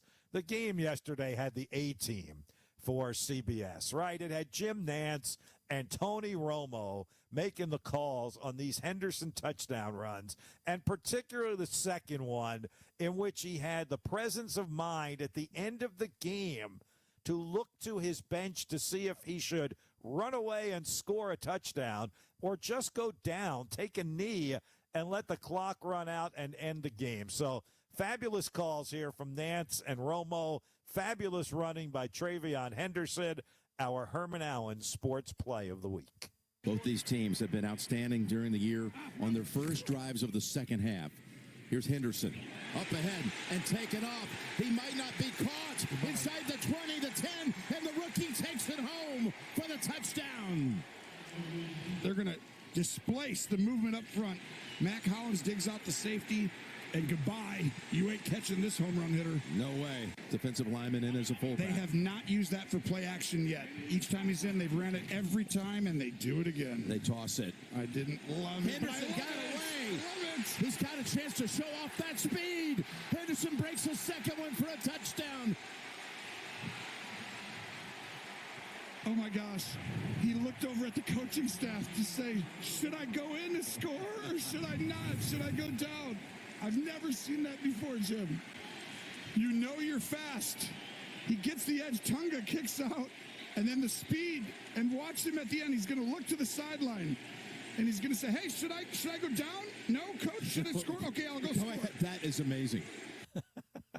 I'll tell you what, when you get Jim Nantz and Tony Romo that fired up about a couple of touchdown runs like that, you have burst onto the scene. Travion Henderson kind of bided his time, right? At the beginning of the year, he's returning kicks, but he really wasn't getting much play from scrimmage. And now there he is in all his glory. Again, 14 carries, 147 yards, the 2 touchdowns, the heady play at the end of the game. How could we help but make that our Herman Allen Sports Play of the Week? And the Patriots are obviously one of the surprise success stories in the NFL to this point at 8-2 through the first 10 games of the year. And what's even more impressive about that record is they haven't lost on the road yet. I don't even know who they've played on the road. I have to go back and take a look. And even if it's the softest possible road schedule imaginable, to be 5-0 on the road and to be 8-2 and in first place, that's pretty impressive. Let me look at this thing here. They beat the Dolphins on the road.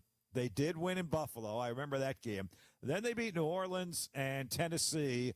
But the Tampa Bay win is also impressive. So you've got road wins over Buffalo and Tampa Bay amongst those 5-0 on the road. That's pretty heady stuff for the New England Patriots. And there you go, Scott. That's my limit on speaking nice about the New England Patriots, at least until the postseason, at least until the playoffs, which it looks like that's where they're headed. And with the shocking, surprising loss by Buffalo yesterday, that's a game-and-a-half lead right now for the Patriots in the AFC East. So there you go, our Herman Allen Sports Play of the Week. Travion Henderson, local product from Hopewell, making us all proud and helping the Patriots to the victory over Tampa Bay yesterday. All right, I want to get to the text line for just a moment because I have made a big deal about not being able to see ABC or ESPN and watching the Monday night game tonight, which is my Eagles and Green Bay. And I finally pulled the trigger and decided on a day pass for Sling TV, just kind of, getting my feet in the water kind of thing. I'm not ready to dive in for a month long or longer than that or switch from YouTube just yet. I still have YouTube. We're hoping that they work things out and don't raise the prices, don't jack the prices up on us again. So I did get a couple of texts about the whole situation. And Corey, we love you, man. Our JMU guy, Corey, texted Matt and me and said, no free ESPN Unlimited for the local RVA ESPN guys? It's the least they could do. Come on. Well, thank you, Corey. We'll use you as our mouthpiece and speak for us if we can get at the negotiating table to see as an ESPN affiliate if we can get some free subscriptions to the ESPN app so we could get all of that great programming. I've already got the ESPN Plus app, but not the new direct-to-consumer app that they have out there because up until this, dispute, I hadn't really needed it because it was all on YouTube TV. But I might in the future. But, hey, I'll weigh in on that. We haven't got anything free from ESPN all along. Anyways, I don't know why they would start with that now. And then John chimed in and said Hulu Live TV is surprisingly good. So, if the Sling thing doesn't totally work out, might give Hulu TV a shot as well. And then there was one on our conversation about Joe Witt Jr. being demoted. Defense coordinator for Washington will be in charge of warming footballs in Madrid on the sideline. That's kind of what Matt said. That's not Matt's number texted in, but Matt, said Joe Witt Jr. will be in charge of like the water bottles or something as he was demoted, but is still on the payroll of the Washington Commanders. Dan Quinn takes over as the defensive coordinator. And then lastly, just got this text that just came in. Bob, did you do the Georgetown football game and ECU basketball game for the Spiders on Saturday? No, I did not. The timing just didn't quite allow it. The Georgetown football game was at 1. The Spider basketball game at the Robins Center was at 6. And considering the traffic on I-95, and as it turned out, the football game was a relatively lengthy one. Matt Smith actually hustled back after working the sidelines in the post-game locker room and got to the Robins Center, I think, at halftime or maybe a little bit before halftime, and he was able to leave as soon as his post-game interview responsibilities were done. Chris and I would have had to stay another half hour to finish up the broadcast and get out of there. So anyway, Blaine McCormick, who I saw today, was still on cloud 9, having called that game and a great Spider win, and it was a great call that he had with Chris Anderson and Matt Smith. A little bit of an out-of-body experience for me to kind of like watch the live video stream and time up our audio broadcast. It was really fun to do, and it really wasn't all that hard to do. So I'd recommend you do that in the future. Anyway, I did the basketball game at the Robins Center. Saw a good Spider win last night. Hope to see another one tomorrow night. Richmond home, 6:30 airtime, 7 o'clock game time against the Tribe of William and Mary. I will be on with Matt for the Mashup Hour tomorrow, and only the Mashup Hour at 4 o'clock. Jordan, thanks. Jay Colley, voice of the Tribe, our guest this afternoon. Talk to you tomorrow on the Mashup Hour here on 106.1 ESPN.